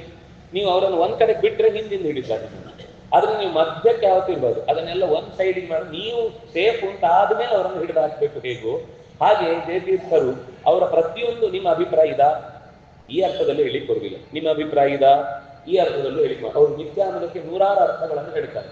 ಆ ನೂರಾರು ಅರ್ಥಗಳು ನೀವು ಯಾವ ಅರ್ಥ ಹೇಳಿದ್ರು ಕೂಡ ಜಗತ್ತಲ್ಲಿ ಅದು ಸುಟೇಬಲ್ ಅಲ್ಲ, ಜಗತ್ತಲ್ಲಿ ಅದು ಅನುಭವ ಸಿದ್ಧ ಅಲ್ಲ.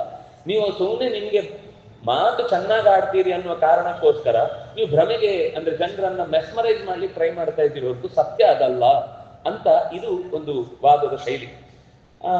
ಇನ್ನು ಕೆಲವರು ಹೇಳುವುದೇನೆಂದ್ರೆ ಸ್ಮೃತಿ ನಮಗೆ ಹಿಂದಿದ್ದೇನು ನೆನಪಿದೆ ಅದು ಪ್ರಮಾಣ ಅಲ್ಲ ಅಂತ. ಯಾಕೆಂದ್ರೆ ಇದು ನಿನ್ನೆಯ ಗಂಟೆ. ಹೇಗೆ ಗೊತ್ತಾಯ್ತು ನಿಮ್ಗೆ ಅಂದ್ರೆ ನಾನು ನಿನ್ನೆ ಈ ಗಂಟೆಯನ್ನು ನೋಡಿದ್ದೆ. ನಿನ್ನೆ ನನಗೆ ಈ ಗಂಟೆಯ ಬಗ್ಗೆ ಏನ್ ಜ್ಞಾನ ಬಂದಿತ್ತು ಅಂದ್ರೆ ನಿನ್ನೆ ಈ ಗಂಟೆ ಇದೆ ಅಂತ ಜ್ಞಾನ ಬಂದಿತ್ತು ಹೊರತು ಇವತ್ತು ನಿನ್ನೆ ಈ ಗಂಟೆ ಇತ್ತು ಅನ್ನುವ ಭೂತಕಾಲದ ಜ್ಞಾನ ಹೇಗೆ ಬಂತು? ನನಗೆ ನಿನ್ನೆ ಜ್ಞಾನ ಬಂದದ್ದೇನೆಂದ್ರೆ ಈ ಗಂಟೆ ನಿನ್ನೆ ಇದೆ ಅಂತ ಈಗ ನಾನು ಹೇಗೆ ನೋಡ್ತೇನೆ, ಈಗ ಈ ಗಂಟೆ ಇಲ್ಲಿ ಇದೆ ಅನ್ನುವ ಇದೇ ಜ್ಞಾನ ನಿನ್ನೆ ಬಂದದ್ದು. ಆದ್ರೆ ನಾನು ಇವತ್ತು ಹೇಳುವಾಗ ಅದನ್ನು ಹೇಗೆ ಹೇಳ್ತೇನೆ, ನಿನ್ನೆ ಈ ಗಂಟೆ ಇತ್ತು, ನಿನ್ನೆ ಈ ಗಂಟೆ ಇತ್ತು, ಅದು ಹೇಗೆ ಗೊತ್ತಾಯ್ತು?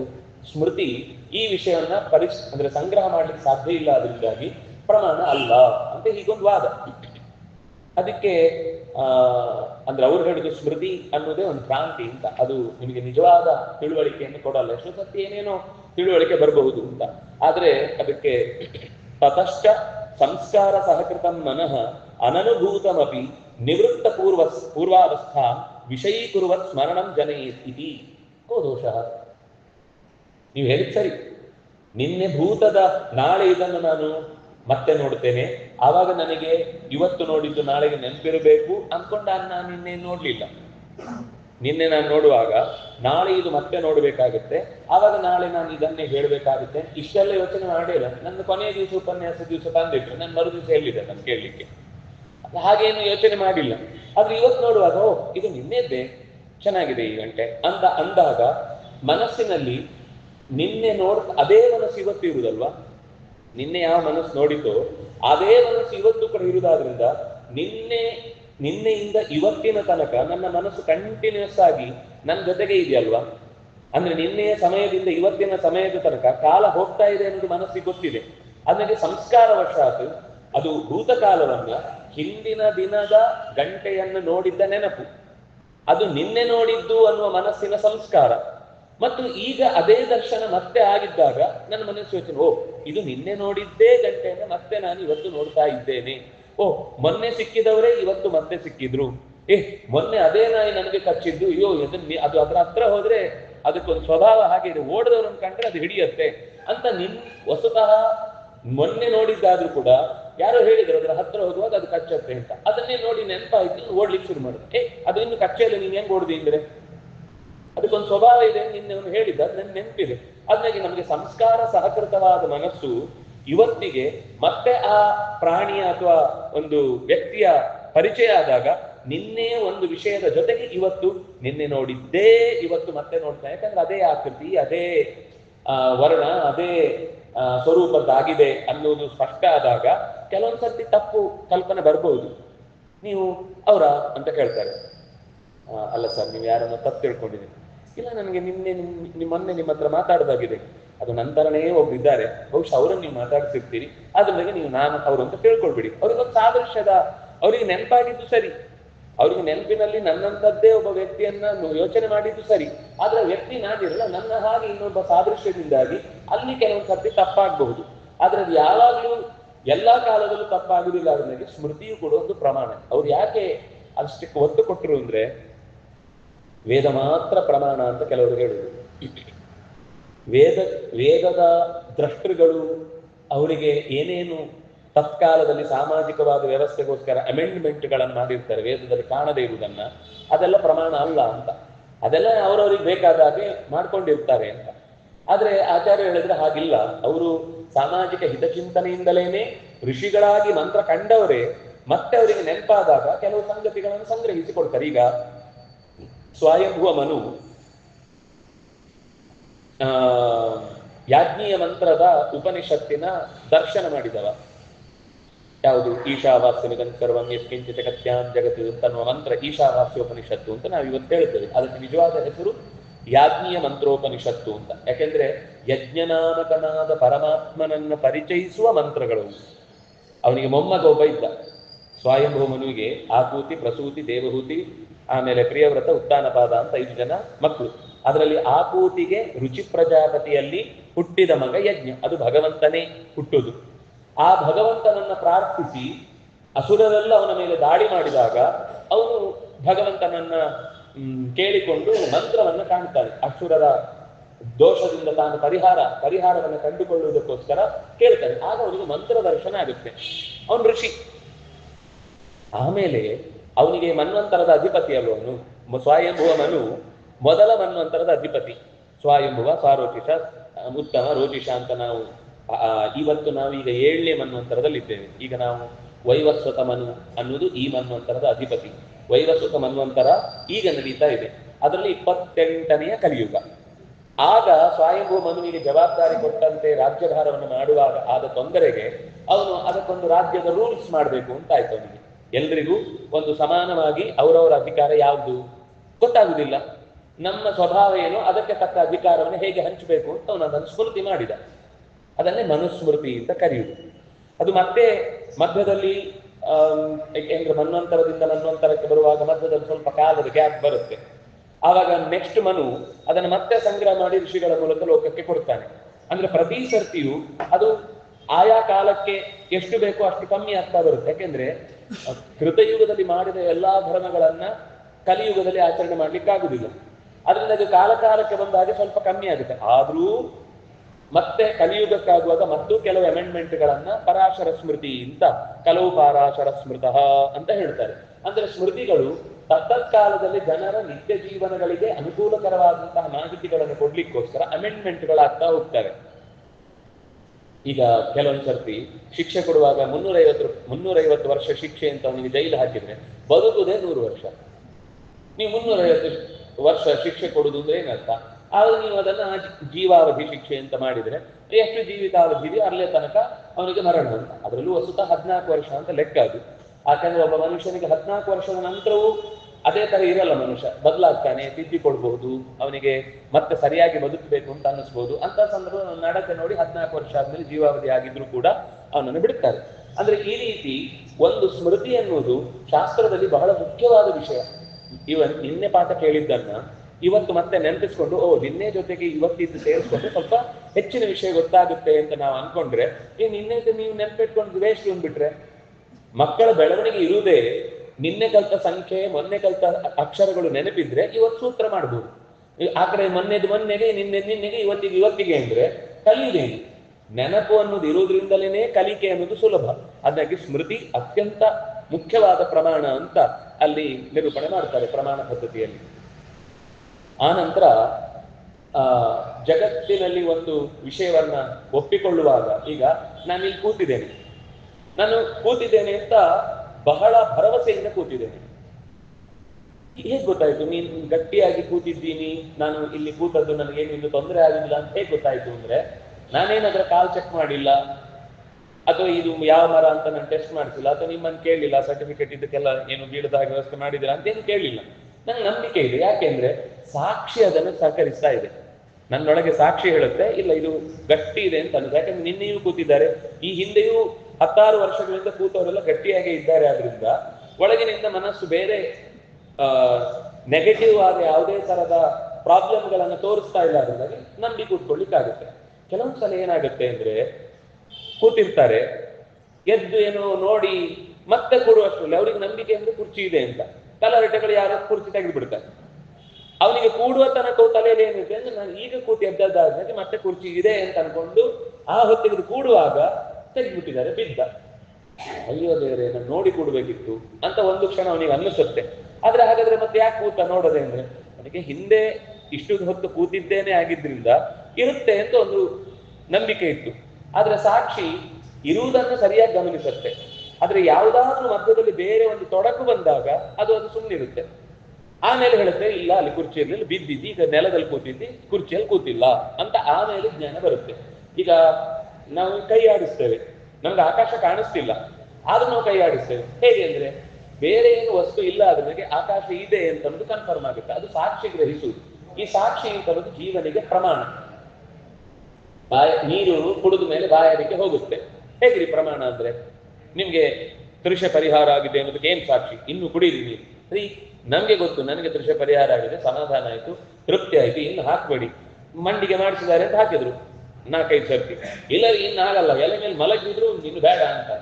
ಇಲ್ಲ ನಿಮ್ಗೆ ನೀವು ಮೊನ್ನೆ ಅವತ್ತು ಬಂದಾಗ 12 ಸರ್ತಿ ಹಾಕೊಂಡಿದ್ರೆ ಇಲ್ಲಿ ಬರೀ ಇನ್ನು 7 ಸಲ ಹಾಕೊಂಡಿದ್ರೆ ಇನ್ನೊಂದು 5 ಸಲ ಹಾಕೊಳ್ಳಿ ನೀವು. ಬರೀ ಅದು ನನ್ನ ಹೊಟ್ಟೆ, ಅವತ್ತೇನೋ ಬೇರೆ ಬೇರೆ ಪದಾರ್ಥ ಕಮ್ಮಿ ತಿಂದಿದೆ, ಇವತ್ತು ಅಷ್ಟು ಪದಾರ್ಥ ಮೊದಲಿದ್ದೇ ನೀವು ಹೇಳಿಲ್ಲ, ಮೆನು ಬೇರೆ ಇತ್ತು, ನಾನು ಮೊದಲಿದ್ದೆ ಎಲ್ಲ ಕಡಿದಾಗಿದೆ, ಈಗ ನೀವು ಮತ್ತೆ ಹಾಕಿದ್ರೆ ನನಗೆ ತಿನ್ಲಿಕ್ಕೆ ಆಗಲ್ಲ ಅಂತ ವಸ್ತುತಃ ಅವತ್ತಿದ್ದು ಇವತ್ತಿಗೆ ಅಂತ ಅವನು ಲೆಕ್ಕ ಹಾಕಿ ಹೇಳಿದ್ರೆ ನಮ್ಮ ಹೊಟ್ಟೆ ಪಾಲು ಏನು ಅಂತ ನಮ್ಗೆ ಗೊತ್ತು. ಅದು ನಮ್ಮ ಸಾಕ್ಷಿ, ನಮ್ಗೆ ಗೊತ್ತು ಏನಾಗಿದೆ ಅಂತ, ನನ್ನ ಹೊಟ್ಟೆಯ ಪರಿಸ್ಥಿತಿ ಏನಿದೆ ಅಂತ.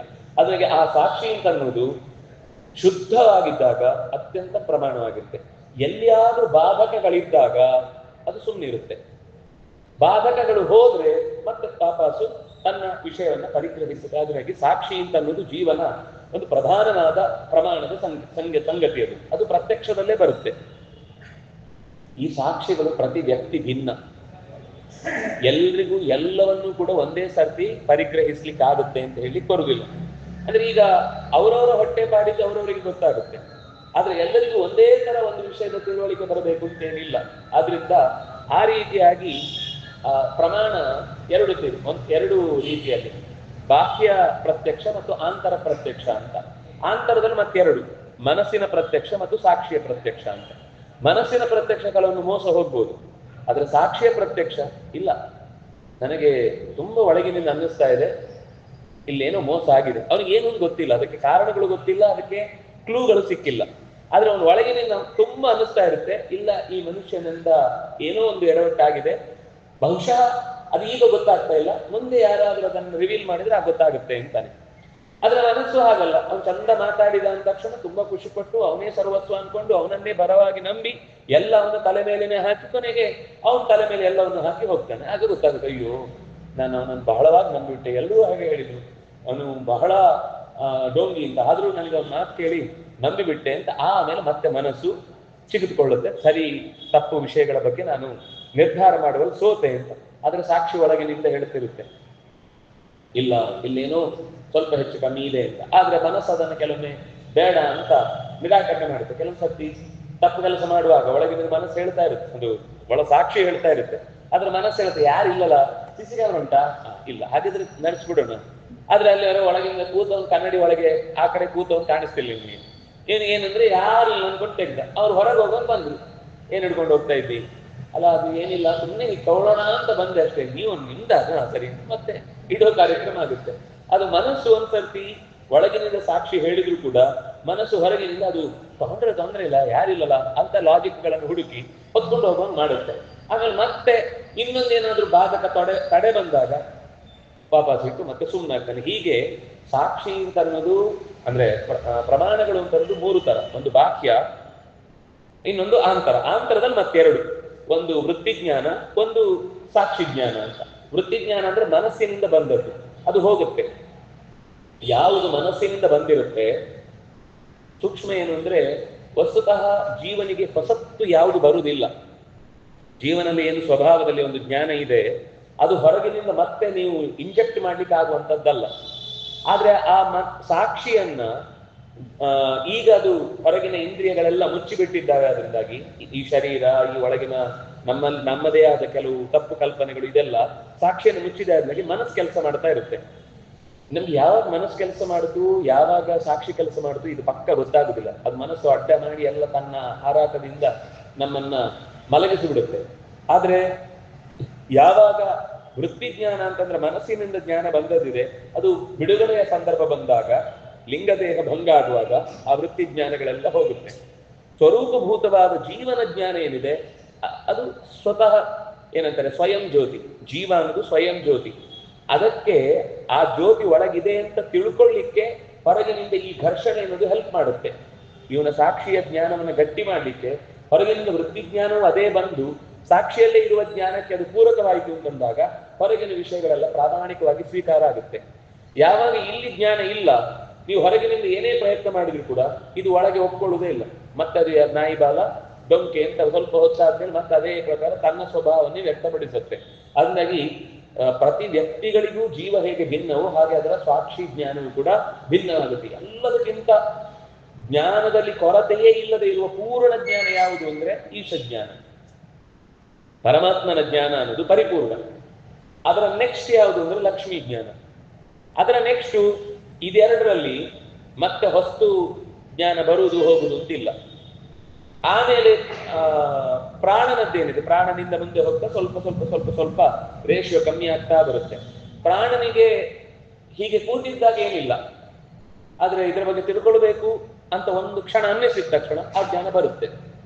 ಅನಾಲೋಚನೆ ಸರ್ವ ವಿಷಯಕಂ ಜ್ಞಾನ ಭಗವಂತನದ್ದು, ಆಲೋಚನೆ ಸತಿ ಸರ್ವ ವಿಷಯಕಂ ಜ್ಞಾನ ಪ್ರಾಣನದ್ದು. ಅಂದ್ರೆ ಆಲೋಚಿಸಿದ ತಕ್ಷಣ ಅದರ ಬಗ್ಗೆ ಗೊತ್ತಾಗುತ್ತೆ. ಹಾಗಾಗಿ ಜ್ಞಾನ ಮಸುಕಾಗುವುದಿಲ್ಲ. ಏನೇ ಇದ್ರೂ ನಿರಂತರ ಭಗವಂತನ ಎಚ್ಚರ ಇದ್ದು ಭಗವಂತನ ಬಗ್ಗೆ ತಿಳಿದು ತಿಳಿಸುವಂತಹ ಕೆಲಸವನ್ನು ಮಾಡುವ ಗುರುಸ್ಥಾನ. ಯಾಕೆ ಅಂದ್ರೆ ದೇವರ ಹತ್ತಿರದ ತಿಳುವಳಿಕೆಯಲ್ಲಿ ಅತ್ಯಂತ ಎತ್ತರದ ವ್ಯಕ್ತಿ ಅಂದ್ರೆ ಅದು ಪ್ರಾಣ. ಹಾಗಾಗಿ ನಮಗೆ ಆಚಾರ್ಯರು ಕಲಿಯುಗದಲ್ಲಿ ದೇವರು ಯಾರನ್ನು ಕಳಿಸುದಪ್ಪ ಅಂತ ಯೋಚನೆ ಮಾಡುವಾಗ ಪ್ರಾಣನನ್ನು ಕಳಿಸೋಣ. ಯಾಕೆಂದ್ರೆ ಪರಮಾತ್ಮನಿಗೆ ಕಲಿಯುಗದಲ್ಲಿ ಅವತಾರ ಇಲ್ಲ. ಯಾರಾದ್ರೂ ಭಗವಾನ್ ಅಂತ ಬಂದ್ರೆ ಅವತಾರ ಅಲ್ಲ ಅದು. ಹಾಗಾಗಿ ನೀವು ಯಾರನ್ನು ಕೂಡ ತಕ್ಷಣದಲ್ಲಿ ನಾನು ದೇವರು ಬಂದಿದ್ದೇನೆ ಅಂದ್ರೆ ದೇವರು ಬಿಡಿಸ್ತೇನೆ ಅಂತ ಹೇಳ್ಬೇಕಷ್ಟೇ. ಅದರಿಂದಾಗಿ ಭಗವಂತ ಯಾವ ಕಾಲಕ್ಕೂ ಕೂಡ ಅವನಿಗೆ ಹೆಸರೇ ತ್ರಿಯುಗ ಹೂತಿ ಅಂತ. ಕೃತ ತ್ರೇತ ದ್ವಾಪರಗಳಲ್ಲಿ ಮಾತ್ರ ದೇವರು ಬರ್ತಾನೆ ಹೊರತು, ಅವತಾರ ಎತ್ತಾನೆ ಹೊರತು, ಉಳಿದ ಈ ಕೊನೆಯ ಕಲಿಯುಗದಲ್ಲಿ ಭಗವಂತ ಅವತಾರ ಎತ್ತುವುದಿಲ್ಲ. ಉಳಿದ ದೇವತೆಗಳೆಲ್ಲ ಬರ್ಬೋದು. ಭಗವಂತ ನಾರಾಯಣ ಸ್ವತಃ ಲಕ್ಷ್ಮೀ ನಾರಾಯಣರಿಬ್ರು ಕೂಡ ಈ ಕಾಲದಲ್ಲಿ ಬರುವುದು. ಲಕ್ಷ್ಮಿ ಯಾಕೆ ಬರುವುದಿಲ್ಲ ಅಂದ್ರೆ ನಾರಾಯಣ ಬರುವುದಿಲ್ಲ ಅಂದ್ರೆ ಅವಳು ಬರಲ್ಲ. ನಾರಾಯಣ ಇದ್ರೆ ಅಲ್ಲಿ ಇದ್ದೇ ಇದ್ದಾಳೆ, ನಾರಾಯಣ ಇಲ್ಲ ಅಂದ್ರೆ ಅಲ್ಲಿ ಇಲ್ಲ. ಅಂತರ್ಯಾಮಿಯಾಗಿ ಎಲ್ಲಾ ಕಡೆ ಇದ್ದಾನೆ. ಆದ್ರೆ ಅವತಾರ ಎತ್ತಬೇಕು ಅಂತಂದ್ರೆ ಅದು 3 ಯುಗಗಳು ಮಾತ್ರ. ಅದಕ್ಕೋಸ್ಕರ ದೇವರು ಏನ್ ಮಾಡಿದ್ರು ಅಂದ್ರೆ ಜೀವನಿಗೆ ಜ್ಞಾನದ ಪಕ್ವತೆಯನ್ನು ಸರಿಯಾಗಿ ಕೊಡಬಲ್ಲ ಒಬ್ಬ ಗುರು ಅಂತಿದ್ರೆ ಅವನು ಪ್ರಾಣ ಒಬ್ಬನೇ. ಹಾಗಾಗಿ ನೀನು ಹೋಗು ಅಂತ ಪ್ರಾಣದೇವರನ್ನು ಕಳಿಸಿದ್ರು. ಹಾಗಾಗಿ 3ನೇ ಅವತಾರವಾಗಿ ಮಧ್ವಾಚಾರ್ಯರು ನಮಗೆ ಗುರುಗಳಾಗಿ ಲಭ್ಯವಾದರು. ಹೀಗೆ ಸಾಕ್ಷಿಯ ಮೂಲಕ ಪ್ರಪಂಚವನ್ನ ನಾವು ಒಪ್ಪಿಕೊಳ್ಳಿಕ್ಕಾಗುವಾಗ 3 ಪ್ರಧಾನವಾಗಿ, ಒಂದು ನೇರ ಪರಮಾತ್ಮನದ್ದು, ಎರಡನೇದು ಲಕ್ಷ್ಮಿ ಜ್ಞಾನ, ಮೂರನೇದು ಜೀವ. ಆ ಜೀವದಲ್ಲಿ ಅನೇಕ ವೈವಿಧ್ಯಗಳಿವೆ. ಅದರಲ್ಲಿ ಯಾರು ಎತ್ತರದ ಜೀವೋ ಅವನು, ಹೀಗೆ ತಾರತಮ್ಯ ಅನ್ನುವ ಶಬ್ದವನ್ನ ನಾವು ಬಹಳ ತಪ್ಪಾಗಿ ಬಳಸ್ತೇವೆ. ಅವನು ತುಂಬಾ ತಾರತಮ್ಯ ಮಾಡ್ತಾನೆ ಅಂತ. ಅದು ತಾರತಮ್ಯ ಅಲ್ಲ ಶಬ್ದ. ಅಲ್ಲಿ ನಾವು ಹೇಳಬೇಕಾದ್ದು ಪಕ್ಷಪಾತ ಮಾಡ್ತಾನೆ ಅಂತ ಹೇಳ್ಬೇಕು. ಪಕ್ಷಪಾತ ಬೇರೆ, ತಾರತಮ್ಯ ಬೇರೆ. ನಮ್ಮಲ್ಲಿ ಸಾಮಾನ್ಯ ಈ ಹೊರಗಿನ ತಿಳುವಳಿಕೆಯಲ್ಲಿ ಮಹಾತ್ಮರೊಂದು ಬರೀ ತಾರತಮ್ಯ ಮಾಡ್ತಾರೆ ಅಂತ. ಇವರು ಯಾವಾಗಲೂ ಕೂಡ ತಾರತಮ್ಯ ನಮ್ಮ ಜನ್ಮಸಿದ್ಧ ಹಕ್ಕು ಅಂತೇಳಿ ಆಡ್ಕೋತಾ ಇರ್ತಾರೆ. ಅವ್ರಿಗೆ ಅನಿಸುತ್ತೆ ಇವರು ಹೀಗೆ ಇರುದು, ಇವ್ರು ಜನ್ಮ ಜಾಲಾಡಿದ್ರೆ ನೀವು ಯಾವತ್ತೂ ಬಿಡಲ್ಲ ಅಂತ. ಆದ್ರೆ ಈ ಶಬ್ದವನ್ನು ನಾವು ತಪ್ಪು ಪ್ರಯೋಗ ಮಾಡಿದ್ರಿಂದ ಅವರು ನಮ್ಮ ಮೇಲೆ ಇನ್ನಷ್ಟು ಸಿಟ್ಟಾಗೋದಕ್ಕೆ ಕಾರಣ ಆಯ್ತು. ವಸ್ತುತಃ ತರ ತಮ ಅನ್ನುವ ಶಬ್ದದಿಂದ ಹುಟ್ಟಿದ್ದದು. ತರ ಅಂದ್ರೆ ನಾವೀಗ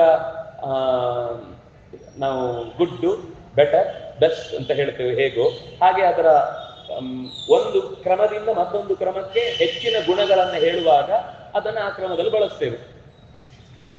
ಈ ತಾರತಮ್ಯ ಇಲ್ಲ ಅಂತ ಹೇಳುವವರು ಕೂಡ, ನಾವು ತಾರತಮ್ಯ ಮಾಡಲ್ಲ ಅಂತ ಹೇಳುವವರು ಕೂಡ, ಸಂಬಳ ತಗೊಳ್ಳುವಾಗ ಮಂತ್ರಿಗೆ ಜಾಸ್ತಿ, ಮಂತ್ರಿ ಸೆಕ್ರೆಟರಿಗೆ ಕಮ್ಮಿ, ಮಂತ್ರಿ ಡ್ರೈವರಿಗೆ ಇನ್ನೂ ಕಮ್ಮಿ, ಮಂತ್ರಿ ಮನೆ ಕೆಲಸದವನಿಗೆ ಇನ್ನೂ ಕಮ್ಮಿ. ಅದು ಹೆಂಗೆ ಹೇಳಿದ್ರು? ತಾರತಮ್ಯ. ನಾವು ಇದನ್ನೇ ತಾರತಮ್ಯ ಹೇಳಿದ್ವಿ. ಅವನಿಗೆ ಏನ್ ಕೆಲಸ ಬರುತ್ತೋ ಅದಕ್ಕೆ ತಕ್ಕ ಸಂಬಳ, ಇವನಿಗೇನ್ ಕೆಲಸ ಬರುತ್ತೋ ಅದಕ್ಕೆ ತಕ್ಕ ಸಂಬಳ, ಇವನಿಗೆ ಎಷ್ಟು ಕೆಲಸ ಬರುತ್ತೋ ಅದಕ್ಕೆ ತಕ್ಕ ಸಂಬಳ. ಈ ಮಂತ್ರಿಗೆ ಅವನೊಂದು ದೊಡ್ಡ ಜವಾಬ್ದಾರಿ, ಅವನಿಗೆ ತಕ್ಕ ಸಂಬಳ. ಹಾಗಾಗಿ ಸಂಬಳ ಅನ್ನುವುದು ಹೆಚ್ಚು ಕಮ್ಮಿ ಆದದ್ದು ತಾರತಮ್ಯ ಅಲ್ಲ ಅದು. ಈಗ ಒಂದು ವೇಳೆ ಅವನ PA ಗೆ ಕೊಡುವ ಸಂಬಳವನ್ನ ಅವನ ಮನೆಯಲ್ಲಿ ಕೆಲಸ ಮಾಡುವವನಿಗೆ ಕೊಟ್ರೆ ಆಗ ತರತಮ ಆಗುತ್ತೆ, ಅಂದ್ರೆ ಪಕ್ಷಪಾತ ಆಗುತ್ತೆ. ಯಾಕೆ ಅಂದ್ರೆ ಈ ಪಕ್ಷಪಾತ ಯಾವಾಗ ಅಂದ್ರೆ ಅಪಕ್ಷದಲ್ಲಿ, ಅಂದ್ರೆ ಎಲ್ಲಿ ಆ ಸಾಮರ್ಥ್ಯ ಇಲ್ವೋ ಅಲ್ಲಿ ನೀವು ಹೆಚ್ಚು ಸಂಬಳ ಕೊಟ್ರೆ ಅದು ಪಕ್ಷಪಾತ. ಎಲ್ಲಿ ಸಂಬಳಕ್ಕೆ ಅವನ ಕೆಲಸಕ್ಕೆ ಸರಿಯಾಗಿ ನೀವು ಸಂಬಳ ಕೊಡ್ತೀರಿ ಅಂದ್ರೆ ಅದು ತಾರತಮ್ಯ, ಕರೆಕ್ಟ್. ಸರಿ, ಅದನ್ನು ಹೇಗೆ ಹೇಳಬೇಕಾಗುತ್ತೆ ಅಂದ್ರೆ ನಮ್ಗೆ ಇವತ್ತಿನ ಭಾಷೆಯಲ್ಲಿ ಹೇಳುವುದಾದ್ರೆ ಅದು ಹೈರಾರ್ಕಿ, ಅದು ಪ್ರೋಟೋಕಾಲ್. ನೀವು ಅಲ್ಲಿ ಈಗ ಪ್ರಧಾನಿಗಳು ಬಂದು ಕೂಡುವ ಜಾಗದಲ್ಲಿ ಯಾರೊಬ್ಬ ಭಾರಿ ಉಮೇದಿನಿಂದ ಅವನ ಊರಿನಲ್ಲಿ ಬಹಳ ಪ್ರಸಿದ್ಧ, ಅವನು ಗ್ರಾಮಾಧ್ಯಕ್ಷ, ಸೀದಾ ಹೋಗಿ ಕೂತ ಅಂದ್ರೆ ಸೀದಾ ಜೈಲಿಗೆ ಹಾಕ್ತಾರೆ ಅವನನ್ನು. ಪ್ರಧಾನಿಗಳು ಕೂತ್ರೆ ಆ ನಂತರದಲ್ಲಿ ಕೂಡಬೇಕಾದ್ರೂ ಕೇಂದ್ರದ ಇತರ ಯಾವುದಾದ್ರೂ ಸಚಿವರು, ಅವರಾದ ಮೇಲೆ ಇಲ್ಲಿಯ ಗವರ್ನರ್, ಅವರಾದ ಮೇಲೆ ಇಲ್ಲಿಯ ಮಂಡಲದಲ್ಲಿ ಯಾರಾದರೂ ಅಥವಾ ಮುಖ್ಯಮಂತ್ರಿಗಳು ಅಥವಾ ಮಂತ್ರಿ ಮಂಡಲದವರು, ಆಮೇಲೆ ಅದಾದ್ಮೇಲೆ ಜಿಲ್ಲಾಧಿಕಾರಿಗಳು, ಅದಾದ್ಮೇಲೆ ತಾಲೂಕಿನ ಅಧಿಕಾರಿಗಳು, ಅದಾದ್ಮೇಲೆ ಗ್ರಾಮ ಪಂಚಾಯಿತಿಯನ್ನು ಕೂಡಬೇಕು. ಸ್ಟೇಜಲ್ಲಿ ಕೂಡುವ ಅವಕಾಶ ಇದ್ರೆ ಅವ್ನು ಸೀದಾ ಒಂದು ಇಲ್ಲಿ ಕೂತ ಅಂದ್ರೆ ನೀನ್ ಕೂಡ್ಲಿಕ್ಕೆ ಬೇರೆ ಜಾಗ ಇದೆ ಅಂತ ಕರ್ಕೊಂಡು ಹೋಗ್ತಾನೆ. ಆದ್ರಿಂದ ಇಲ್ಲಿ ಇದು ಕೂಡ ತಾರತಮ್ಯವೇ ಅಲ್ವಾ? ಈಗ ಉಡುಪಿಯಲ್ಲಿ ನೀವು ಪರ್ಯಾಯದ ಸಂದರ್ಭದಲ್ಲಿ ಗದ್ದುಗೆ ಪೂಜೆ ಅಂತ ಮಾಡ್ತಾರೆ. ಅಂದ್ರೆ ಪರ್ಯಾಯಕ್ಕೆ ಕೂಡುವ ದಿನ ದೇವರ ದರ್ಶನ ಮಾಡಿ ಒಳಕ್ಕೆ ಹೋಗಿ ಪರಸ್ಪರ ಎಲ್ಲರೂ ಕೂಡ ಒಬ್ರಿಗೊಬ್ರು ಉಭಯ ಕುಶಲೋಪರಿ ಸಾಂಪ್ರತ ಮಾತನಾಡಿಕೊಂಡು ಅಂದ್ರೆ ಮುಂದೆ ಕೂಡುವವರು, ಈಗ ಮೊದಲು ಕೂತಿದ್ದವರು ಬಂದವರನ್ನ ಕರೆಸಿ ಅವರನ್ನೇ ಬಿಟ್ಟು ಕೊಡ್ಲಿಕ್ಕೆ ಬೇಕಿರುವ ಕೆಲವು ಪೂರ್ವ ಸಿದ್ಧತೆ ಆಗುತ್ತೆ. ಆವಾಗಲ್ಲಿ ಹೇಗೆ ಕೂಡ್ತಾರೆ ಅಂದ್ರೆ ನೀವು ಗಮನಿಸ್ಬೇಕು, ಬಹಳ ಚಂದ ಈ ವ್ಯವಸ್ಥೆ ಎಲ್ಲ. ಅಲ್ಲಿ ಯಾರಿಗೆ ದೀಕ್ಷೆ ಮೊದಲಾಗಿದೆಯೋ ಅವರು, ಅಂದ್ರೆ ಈಗ ಪರ್ಯಾಯದವರು ಪರ್ಯಾಯ ಕೂಡುವವರು ಮಧ್ಯದಲ್ಲಿ, ಯಾಕಂದ್ರೆ ಅವರೇ ಇಡೀ ಪ್ರಕರಣದ ನಾಯಕರು, ಅದ್ರಲ್ಲಿ ಅವರಿಬ್ರು ಮಧ್ಯದಲ್ಲಿ ಇರ್ತಾರೆ. ಅದರ ನಂತರ ಹೇಗೆಂದ್ರೆ ಬಲಕ್ಕೊಬ್ರು ಎಡಕ್ಕೊಬ್ರು, ಬಲಕ್ಕೊಬ್ರು ಎಡಕ್ಕೊಬ್ರು, ಬಲಕ್ಕೊಬ್ರು ಎಡಕ್ಕೊಬ್ರು, ಹೀಗೆ ಮುಂದಿನ ನಂತರದ ದೀಕ್ಷೆಯಲ್ಲಿ ಯಾರು ನಂತರದವರು ಇರ್ತಾರೋ ಅವರೆಲ್ಲ ಆ ಕ್ರಮದಲ್ಲಿ ಮುಂದೆ ಮುಂದೆ ಮುಂದೆ ಬರ್ತಾರೆ. ಅಂದ್ರೆ ಬಲಕ್ಕಾಗುವ ಬಲದ ಭಾಗದಲ್ಲಿ ಇವರಿಬ್ರು ಬಿಟ್ರೆ ನಂತರ ಯಾರು ಸೀನಿಯರ್ ಮೋಸ್ಟ್ ಅವರು ಇಲ್ಲಿ ಬರ್ತಾರೆ, ಇವರ ನೆಕ್ಸ್ಟ್ ಸೀನಿಯರ್ ಮೋಸ್ಟ್ ಇಲ್ಲಿ ಬರ್ತಾರೆ, ಇವರ ನೆಕ್ಸ್ಟ್ ಸೀನಿಯರ್ ಮೋಸ್ಟ್ ಇಲ್ಲಿ ಬರ್ತಾರೆ, ಇವರ ನೆಕ್ಸ್ಟ್ ಸೀನಿಯರ್ ಮೋಸ್ಟ್ ಇಲ್ಲಿ ಬರ್ತಾರೆ. ಅಂದ್ರೆ ಎಲ್ಲೂ ಕೂಡ ಅದು ತಪ್ಪಿ ಹೋಗುವುದೇ ಇಲ್ಲ. ಅವ್ರಿಗೆ ವಯಸ್ಸಾಗಿದೆ ಅನ್ನೋದು ಮುಖ್ಯ ಅಲ್ಲ, ಅವರು ಎಷ್ಟು ಕಾಲ ಓಂಕಾರ ಜಪಿಸಿದ್ದಾರೆ ಅನ್ನೋದು ಮುಖ್ಯ. ಈಗ ಒಬ್ಬನಿಗೆ 42ನೇ ವಯಸ್ಸಿಗೆ ಸನ್ಯಾಸ ದೀಕ್ಷೆ ಆಗಿರ್ಬಹುದು, ಇನ್ನೊಬ್ಬನಿಗೆ 18ನೇ ವಯಸ್ಸಿಗೆ ದೀಕ್ಷೆ ಆಗಿರುತ್ತೆ. 18ನೇ ವಯಸ್ಸಿಗೆ ದೀಕ್ಷೆ ಆಗಿ 42ನೇ ವಯಸ್ಸಿನವ್ರು ನಂತರ ದೀಕ್ಷೆ ಆಗಿದ್ರೆ ಅವನು 18ನೇ ವಯಸ್ಸಿನವನಿಗೆ ನಮಸ್ಕಾರ ಮಾಡ್ಬೇಕು. ಯಾಕಂದ್ರೆ 18ನೇ ವಯಸ್ಸಿನಿಂದ 42 ವಯಸ್ಸಿನ ತನಕ ಅವನು ವಿಶೇಷವಾಗಿ ಜಪಿಸಿದವನು, ಅವನ ಸನ್ಯಾಸದಿಂದ ಅವನ ಹುಟ್ಟು. ನಾರಾಯಣ. ಆದ್ರಿಂದ ಹೈರಾರ್ಕಿ ಲೆಕ್ಕಕ್ಕೆ ಬರುವುದು ಹೇಗೆ ಅಂದ್ರೆ ಅವರ ಸಾಧನೆಯ ಮೇಲೆ, ಅವರ ತಪಸ್ಸಿನ ಮೇಲೆ, ಅವರ ಅನುಷ್ಠಾನದ ಮೇಲೆ, ಅವರಿಗೆ ಶಾಸ್ತ್ರದ ತಿಳುವಳಿಕೆಯ ಮೇಲೆ ಆ ಹೈರಾರ್ಕಿ ಬರುತ್ತೆ. ಹಾಗೆ ಶಾಸ್ತ್ರದಲ್ಲಿ ಆ ಹೈರಾರ್ಕಿ ಹೇಳುವುದು ಜಗತ್ತಿನಲ್ಲಿ ಎಲ್ಲ ಕಡೆ ಇರುವಂತದ್ದೇ ಹೊರತು ಇಲ್ಲದೆ ಇರುವುದನ್ನು ಕಲ್ಪಿಸಿ ಪಕ್ಷಪಾತ ಬೇರೆ, ತಾರತಮ್ಯ ಬೇರೆ. ತಾರತಮ್ಯ ಅಂದ್ರೆ ಎಲ್ಲರೂ ಒಪ್ಪಿಕೊಂಡದ್ದು, ಬಾಯಿ ಮಾತಲ್ಲಿ ಮಾತ್ರ ಮಾಡಲ್ಲ ಅಂತ ಹೇಳುದು. ಸಮಾನತೆ ಸಮಾನತೆ ಅಂತ ಬೋಗಸ್ ಸ್ಟೇಟ್ಮೆಂಟ್ ಅದು. ಆದ್ರೆ ಎಲ್ಲರೂ ಸಮಾನತೆ ಅಂತ ಅನ್ನೋದು ಕೇವಲ ನೀವು ಹೇಳ್ಬೋದು ಎಲ್ಲರ ರಕ್ತ ಒಂದೇ, ಮತ್ತೆ ಯಾಕೆ ಹಾಗಾದ್ರೆ O negative, B negative, O positive, B positive ಅಂತ ಬಡ್ಕೊಳ್ಳೋದು? ಹಾಗಾದ್ರೆ ಯಾವುದೋ ಕತ್ತೆ, ನರಿ ಇತ್ಯಾದಿಗಳ ರಕ್ತ ತಂದು ಇವನಿಗೆ ಪ್ರಾಣ ಹೋಗ್ತಾ ಇದೆ ಅಂತಂದಾಗ ಯಾಕೆ ಮನುಷ್ಯರಿಗೆ ಉಪದ್ರ ಕೊಡುದು? ಹೇಗೋ ಅದೇ ಜಾತಿ ಅಂತ ಅದನ್ನೇ ಕೊಡ್ಬೋದಲ್ವಾ? ಅಲ್ಲ, ಆಗುದಿಲ್ಲ. ಅದು ಕೆಂಪೆ, ಇದು ಕೆಂಪೆ, ಹಚ್ಚಿ. ಎಷ್ಟೇ ಬಣ್ಣದಲ್ಲಿ ನೀವು ಕೆಂಪು ಅಂತ ಆಗಿದ್ರು ಕೂಡ ಅದರಲ್ಲೂ ಒಳಗೆ ಮತ್ತೆ ಪ್ರಭೇದಗಳು ಲೋಕದಲ್ಲಿ ಇದೆ. ಅದನ್ನ ಆಯಾ ವ್ಯಕ್ತಿಗೆ ಆಯಾ ತರದ ಬ್ಲಡ್ ಗ್ರೂಪ್ಗಳನ್ನು ಕೊಟ್ಟರೆ ಮಾತ್ರ ಅವನಿಗೆ ಬದುಕಲಿಕ್ಕಾಗುತ್ತೆ. ಕೆಲವೊಮ್ಮೆ ಓ ಪಾಸಿಟಿವ್ ಅಂತದ್ದು ಎಲ್ಲರಿಗೂ ಆಗುವಂಥದ್ದು ಅಪರೂಪಕ್ಕೊಂದೊಂದು ಇರುತ್ತೆ. ಬಿಟ್ರೆ ವ್ಯವಸ್ಥೆಯ ದೃಷ್ಟಿಯಿಂದ ಅವರವರ ಸಾಮರ್ಥ್ಯಕ್ಕೆ ತಕ್ಕಂತೆ ನಾವು ಗೌರವ ಕೊಡುವುದು ಅನ್ನೋದು ಅಷ್ಟೇ ಇಲ್ಲಿ ತಾರತಮ್ಯ ಅಂತ ಹೇಳಿದ್ದು ಹೊರತು ನಾವು ಶಬ್ದದಲ್ಲಿ ಬಳಸುವ ಹಾಗೆ ಅವರು ತುಂಬಾ ತಾರತಮ್ಯ ಮಾಡ್ತಾರೆ ಅಂತ ಅನ್ನೋದು ತಪ್ಪು. ನಾವು ಹೇಳಬೇಕಾದದ್ದು ಅಲ್ಲಿ ಪಕ್ಷಪಾತ ಮಾಡ್ತಾರೆ ಅಥವಾ ಪಾರ್ಶಿಯಾಲಿಟಿ ಮಾಡ್ತಾರೆ ಅಂತ ಅನ್ನುವ ಶಬ್ದ ಬಳಸಬೇಕು. ನಮ್ಗೆ ಇಂಗ್ಲಿಷಲ್ಲೇ ಹೇಳಬೇಕು ಅಂತಿದ್ರೆ ಪಾರ್ಶಿಯಾಲಿಟಿ ಮಾಡ್ತಾರೆ ಅಂತ ಹೇಳಬೇಕು ಹೊರತು ಅಲ್ಲಿ ಪಕ್ಷಪಾತದ ಬದಲು ನಾವು ತಾರತಮ್ಯ ಶಬ್ದವನ್ನು ಬಳಸಬಾರ್ದು. ಅದರಿಂದಾಗಿ ತಾರತಮ್ಯ ಅನ್ನೋದು ಶಾಸ್ತ್ರೀಯ ಮಾತ್ರ ಅಲ್ಲ, ಲೋಕಾನುಭವ ಸಿದ್ಧ. ಲೋಕದಲ್ಲಿ ಎಲ್ಲರಿಗೂ ಗೊತ್ತಿದೆ. ಇಂಥ ತುಂಬಾ ತಪ್ಪು ಶಬ್ದಗಳಿಂದ, ಅಂದ್ರೆ ನಾವು ತಪ್ಪು ಅರ್ಥದಲ್ಲಿ ಬಳಸಿದ್ರಿಂದ ಸಮಾಜಕ್ಕೆ ಮೆಸೇಜ್ ತಪ್ಪಾಗಿ ಹೋಗಿದೆ. ಅವ್ರು ತುಂಬಾ ಭೇದ ಮಾಡ್ತಾರೆ ಅಂತ. ಏನ್ರಿ ಭೇದ ಮಾಡ್ತಾರೆ ಅಂದ್ರೆ,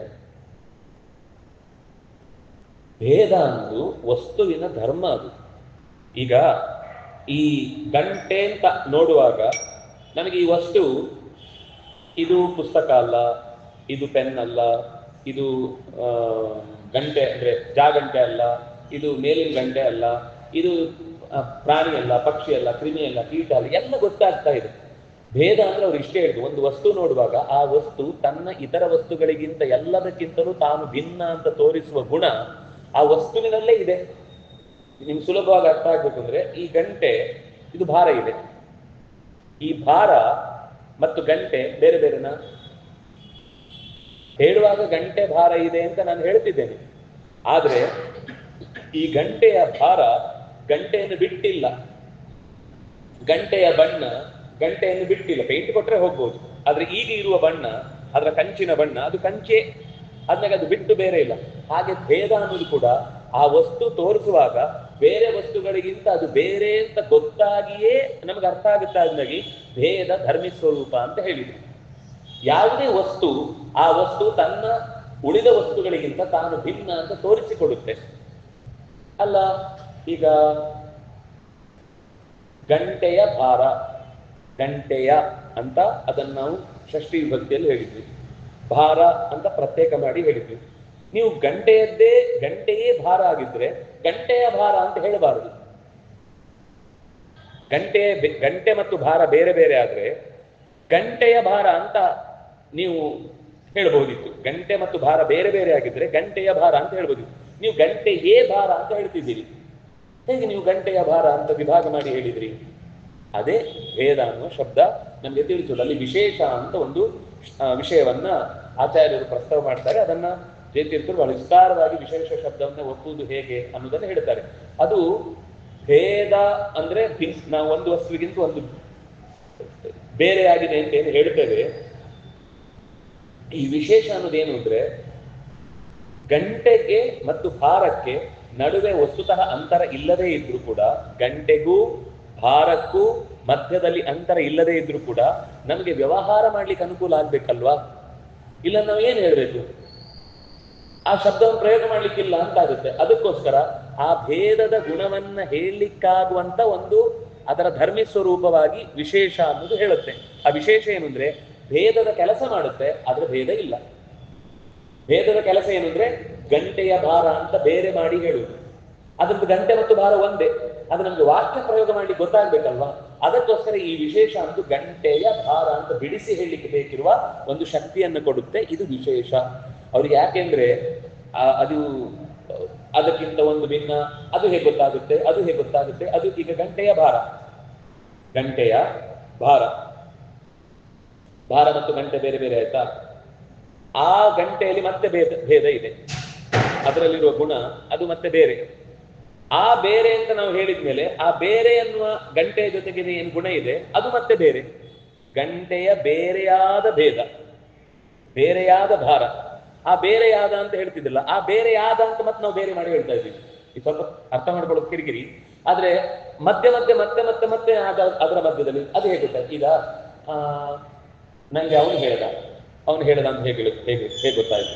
ಅವನಿಗೆ ಇನ್ಯಾರು ಹೇಳ್ದ, ಅವನು ಹೇಳ್ದ ಅಂತ ಗೊತ್ತಾಯ್ತು, ಅವನಿಗೆ ಇನ್ಯಾರು ಹೇಳ್ದ, ಅವನು ಹೇಳ್ದ ಅಂತ ಹೇಗೆ ಗೊತ್ತಾಯ್ತು? ಈಗ ಈ ಅಪ್ಪ ಅಂತ ಬಂದಾಗ ನಮ್ಮಪ್ಪ, ಅವನಿಗಪ್ಪ ಅವನಪ್ಪ, ಅವನಿಗಪ್ಪ ಅವನಪ್ಪ, ಈ ಕೊನೆಗೆ ಅಪ್ಪ ಅವನು ಮುಗಿಯುವುದೇ ಇಲ್ಲ. ಅದಕ್ಕೆ ಎಲ್ಲರ ಅಪ್ಪ ಒಬ್ಬ ಇದ್ದಾನೆ, ಅವನು ಮಹಾ ಅಪ್ಪ. ಸರ್ವಭೂತ ಏನು ಏಕೋ ವಿಷ್ಣುರು ಮಹದ್ಭೂತಂ ಪೃಥಕ್ ಭೂತಾನ್ಯನೇಕಶಃ ತ್ರೀನ್ ಲೋಕಾನ್ ವ್ಯಾಪ್ಯ ಭೂತಾತ್ಮ ಭುಂಕ್ತೆ ವಿಶ್ವ. ಅವನಿಗಪ್ಪ, ಅವನೇ ಕೊನೆಯ ಅಪ್ಪ, ಅವನಿಗೆ ಮೇಲೊಬ್ಬ ಅಪ್ಪ ಇಲ್ಲ, ಅವನು ಎಲ್ಲರ ಅಪ್ಪ, ಅವನು ಎಲ್ಲಪ್ಪ ಅವನು. ಆದ್ರಿಂದ ನೀವು ಅದರ ಮೇಲೆ ಮತ್ತೆ ಪ್ರಶ್ನೆ ಮಾಡ್ಲಿಕ್ಕೆ ಆಗುದಿಲ್ಲ. ಆದ್ರೆ ಲೋಕದಲ್ಲಿ ಕೆಲವೊಂದು ಸರ್ತಿ ಲೋಕದ ವಿಷಯಗಳು ನೀವು ಅದರ ಮೇಲೆ ಪ್ರಶ್ನೆ ಅನವಸ್ಥ ಅಂತ ಅದು ಮುಗಿಯದ ಕಥೆ. ಅದು ನೀವು ಎಷ್ಟು ಪ್ರಶ್ನೆ ಮಾಡಿದ್ರು ಮತ್ತು ಮುಂದೆ ಹೋಗ್ತಾನೆ ಇರೋದು. ಅದು ಕೊನೆಯಲ್ಲಿ ಕಾಲ ನಿನ್ನೆ ಆಯ್ತು, ಮೊನ್ನೆ ಆಯ್ತು, ಅದರ ಹಿಂದೆ ಆಯ್ತು, ಅದರ ಹಿಂದೆ ಆಯ್ತು, ಅದರ ಹಿಂದೆ ಎಷ್ಟು ಹಿಂದೆ ಹೋಗ್ತೀರಿ? ಕಾಲಕ್ಕೆ ಸ್ಟಾರ್ಟಿಂಗ್ ಪಾಯಿಂಟೇ ಇಲ್ಲ. ನೀವು ಎಲ್ಲಿಗೆ ತಗೊಂಡೋಗಿ ನಿಲ್ಲಿಸ್ತೀರಿ? ಅಂದ್ರೆ ಇದು ಮುಗಿಯದ ಕಥೆ. ಈ ಮುಗಿಯದ ಕಥೆಯಂತಹ ಭೇದದ ಸಮಸ್ಯೆಯನ್ನ ಆಚಾರ್ಯರು ಇದು ಅನುಭವ ಯಾರಿಗೂ ಕೂಡ ಈ ಗಂಟೆ ಭಾರ ಇದೆ ಅಂತ ಅನ್ನೋದಕ್ಕೆ ತಿಳಿಸ್ಲಿಕ್ಕೆ ಇನ್ನೊಂದು ಏನಾದ್ರೂ ಸಾಕ್ಷಿ ಬೇಕಾ? ಈ ಗಂಟೆ ಭಾರ ಇದೆ ಅಂತ ಹೇಳುವಾಗ ಗಂಟೆ ಎತ್ತು ಆಗ್ಲೇ ಗೊತ್ತಾಯ್ತು. ಇದನ್ನು ಹೇಳಿಕ್ ಮತ್ತೊಂದು ಬೇಡ. ಅದರಲ್ಲೇ ಗಂಟೆಯ ಭಾರ ಅಂತ ಹೇಳುವ ವಾಕ್ಯದಲ್ಲಿರುವ ವ್ಯತ್ಯಾಸವನ್ನು ಹೇಳುವುದರ ಜೊತೆಗೆ ಗಂಟೆಯಲ್ಲೇ ಭಾರ ಇದೆ ಎನ್ನುವುದನ್ನು ಕೂಡ ಒಟ್ಟಿಗೆ ತಿಳಿಸ್ತಾ ಇದೆ. ಹಾಗಾಗಿ ಅಲ್ಲಿ ಭೇದ ಅಂತ ಹೇಳಲಿಕ್ಕೆ ಪ್ರತ್ಯೇಕವಾದ ಇನ್ನೊಂದು ಸಂಬಂಧಗಳನ್ನು ಹೇಳಬೇಕಾದ ಅಗತ್ಯ ಇಲ್ಲ. ಆ ವಿಶೇಷ ಅನ್ನುವ ಗುಣವೇ ತಾನೂ ಬೇರೆ ಅಂತ ಹೇಳುತ್ತೆ, ಇತರರಿಗಿಂತಲೂ ತಾನು ಬೇರೆ ಅಂತ ಹೇಳ್ಕೊಳ್ಳುತ್ತೆ. ಅದರಿಂದಾಗಿ ಭೇದ ಅಂತ ಅನ್ನೋದು ಶಾಸ್ತ್ರದಲ್ಲಿ ಅತ್ಯಂತ ಸಹಜವಾದದ್ದು ಹೊರತು. ಮತ್ತೆ ಈ ಸಮಾಜದಲ್ಲಿ ಭೇದ ಅಂತ ಹೇಳ್ತಾರಲ್ಲ, ಅದೇನ್ ಗೊತ್ತಾ, ಈಗ ತುಂಬಾ ಜೋರು ಗಲಾಟೆ ಆಯ್ತು, ಅಣ್ಣ ತಮ್ಮಂದ್ರಿಗೆ ಸಿಕ್ಕಾಪಟ್ಟೆ ಕೋರ್ಟಲ್ಲೆಲ್ಲ ಕೇಸ್ ಆಯ್ತು. ಆಮೇಲೆ ಹೇಳಿದ್ರು, ನೀವೇ ಕೂತು ಮಾತಾಡಿದ್ರೆ ಏನಾದ್ರೂ ಆಗುತ್ತೆ, ನಾವು ಕೇಸ್ ಮಾಡಿದ್ರೆ ನೀವು ಗೆದ್ದವನ್ ಸೋತ ಸೋತವನ್ ಸತ್ತ ಅಂತ ಅಲ್ಲಿ ಕತೆ ಮುಗಿಯತ್ತೆ, ಜೀವಮಾನದಲ್ಲಿ ಕೊನೆವರೆಗೂ ಸಿಗಲ್ಲ ಅದು. ಆದ್ರೆ ನೀವೇ ಕೂತು ಮಾತಾಡಿ ಅಂತ ಹೇಳಿದ್ರು. ಸರಿ, ಆಮೇಲೆ ಏನೋ ಆಯ್ತು, ಮಾತಾಡಿದ್ರೆ ಆಯ್ತು, ಅಣ್ಣ ತಮ್ಮಂದಿರೆಲ್ಲ ಒಂದಾದ್ರು. ಅಣ್ಣ ತಮ್ಮಂದಿರು ಎಲ್ಲ ಬಹುವಚನ ಹೋಗಿ ಒಬ್ಬಾದ್ನ, ಮತ್ತು ಒಂದಾದ್ರು ಅಂದ್ರೆ ಏನರ್ಥ? ಒಂದೇ ಅಭಿಪ್ರಾಯದವರಾದರು. ಯಾವ ವಿಷಯ ಗಲಾಟೆಗೆ ಕಾರಣ ಆಗಿತ್ತೋ ಅದೆಲ್ಲ ಹೋಯ್ತು. ಈಗ ನಾವೆಲ್ಲರೂ ಒಂದು, ಇಲ್ಲ ಅಂದ್ರೆ ನಮ್ಮನ್ನು ಉಳಿದವರು ಹುರಿದು ಮುಕ್ಕಿ ತಿಂದು ಬಿಡ್ತಾರೆ, ಈಗಾದ್ರೂ ಬುದ್ಧಿ ಬರಬೇಕು ನಮಗೆ, ಇಲ್ಲಾಂದ್ರೆ ಮೂರನೇವರು ನಮ್ಮನ್ನು ಚೆನ್ನಾಗಿ ರುಬ್ಬಿ ಬಿಡ್ತಾರೆ ಅಂತ ಯೋಚನೆ ಬಂತು, ತಿದ್ದಿಕೊಂಡ್ರು, ಅಣ್ಣ ತಮ್ಮಂದರಂತೆ ಬಾಳಿದ್ರು. ಇನ್ನು ಕೆಲವೊಮ್ಮೆ ಮೇಲಿಕ್ಕೆ ಹೋದ ಹಸುಗಳೆಲ್ಲ ಕೊಟ್ಟಿಗೆಗೆ ಬಂದು ಎಲ್ಲ ಹಸುಗಳು ಕೂಡ ಕೊಟ್ಟಿಗೆಯಲ್ಲಿ ಒಂದಾದವು.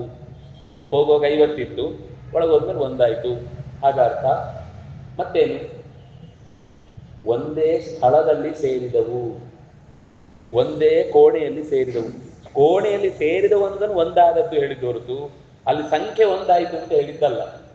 ಹಾಗೇನೆ ಬುದ್ಧಿಯಲ್ಲಿ ಅವರಿಗಿದ್ದ ಇವರಿಗಿದ್ದ ಭಿನ್ನಾಭಿಪ್ರಾಯ ಹೋಗಿ ಎಲ್ಲರ ಅಭಿಪ್ರಾಯ ಒಂದಾಯಿತು ಅಂತ ಅನ್ನೋದಲ್ಲಿ ಒಂದಾಯಿತು ಅಂತ ಹೇಳುವುದು ಹೊರತು ಅಲ್ಲಿ ಹೋದ್ಮೇಲೂ ಬೇರೆ ಬೇರೆ ಇದ್ದೇ ಇದೆ.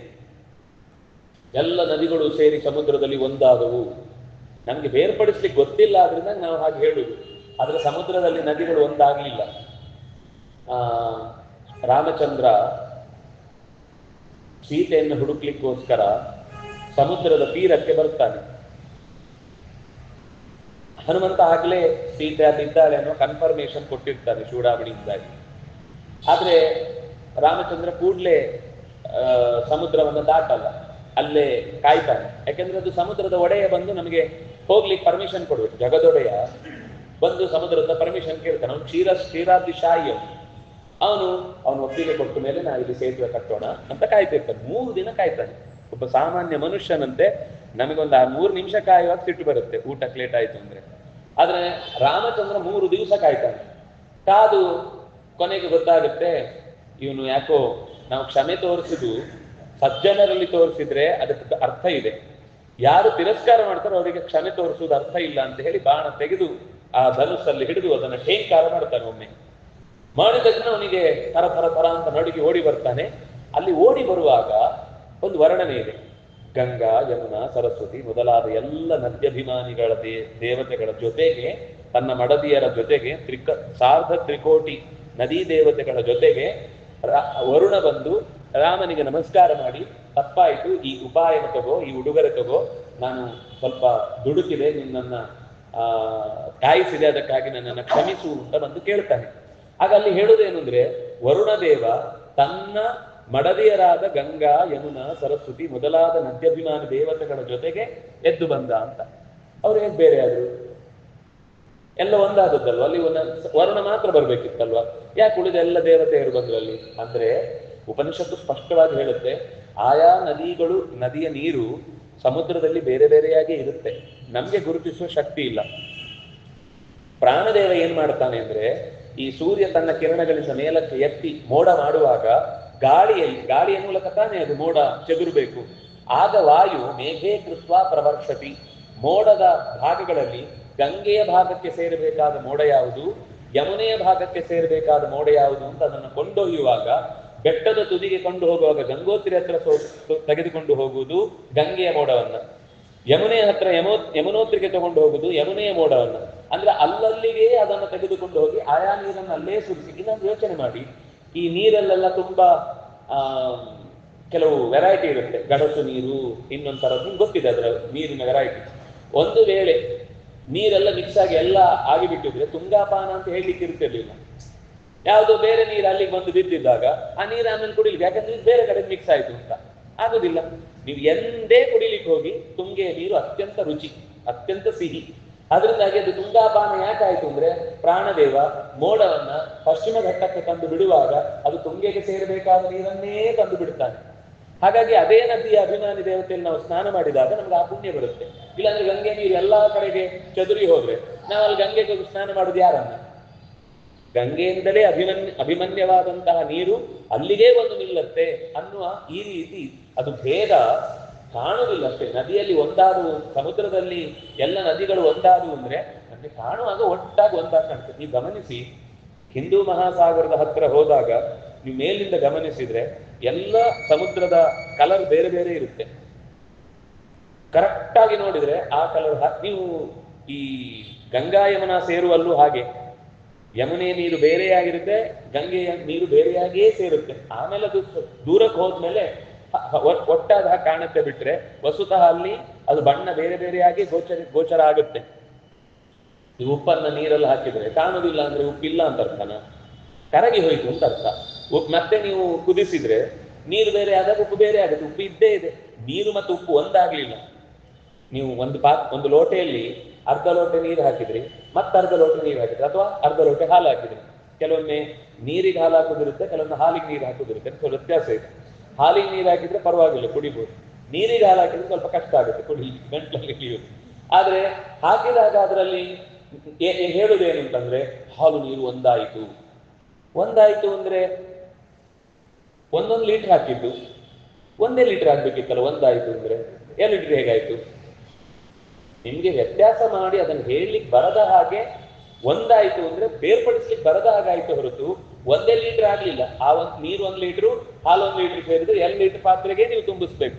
ಅಂದಾಗಿ ಒಂದಾಗುವುದು ಅಂತ ಅನ್ನುವುದು ಕೇವಲ ಅದು ಮಾತಿನಲ್ಲಿ ಒಂದು ಸ್ಥಳದಲ್ಲಿ ಸೇರಿತು ಅಥವಾ ಒಂದು ಅಭಿಪ್ರಾಯದಲ್ಲಿ ಸೇರಿತು ಅನ್ನೋ ಅರ್ಥ ಹೊರತು ಜಗತ್ತಿನ ಯಾವುದೇ ಮೂಲೆಗೆ ಹೋದ್ರು 1+1 ಅದು ನೀವು ಕನ್ನಡದಲ್ಲಿ ಕೇಳಿ, ಇಂಗ್ಲಿಷಲ್ಲಿ ಕೇಳಿ, ಜರ್ಮನ್ನಲ್ಲಿ ಕೇಳಿ, ಹಿಂದಿಯಲ್ಲಿ ಕೇಳಿ, ತೆಲುಗಲ್ಲಿ ಕೇಳಿ, ಮಲಯಾಳಿನಲ್ಲಿ ಯಾವುದೇ ಭಾಷೆಯಲ್ಲಿ ಕೇಳಿದ್ರು 2 1+1 ಒಂದಾಗಲ್ಲ, 1+1 3 ಆಗಲ್ಲ.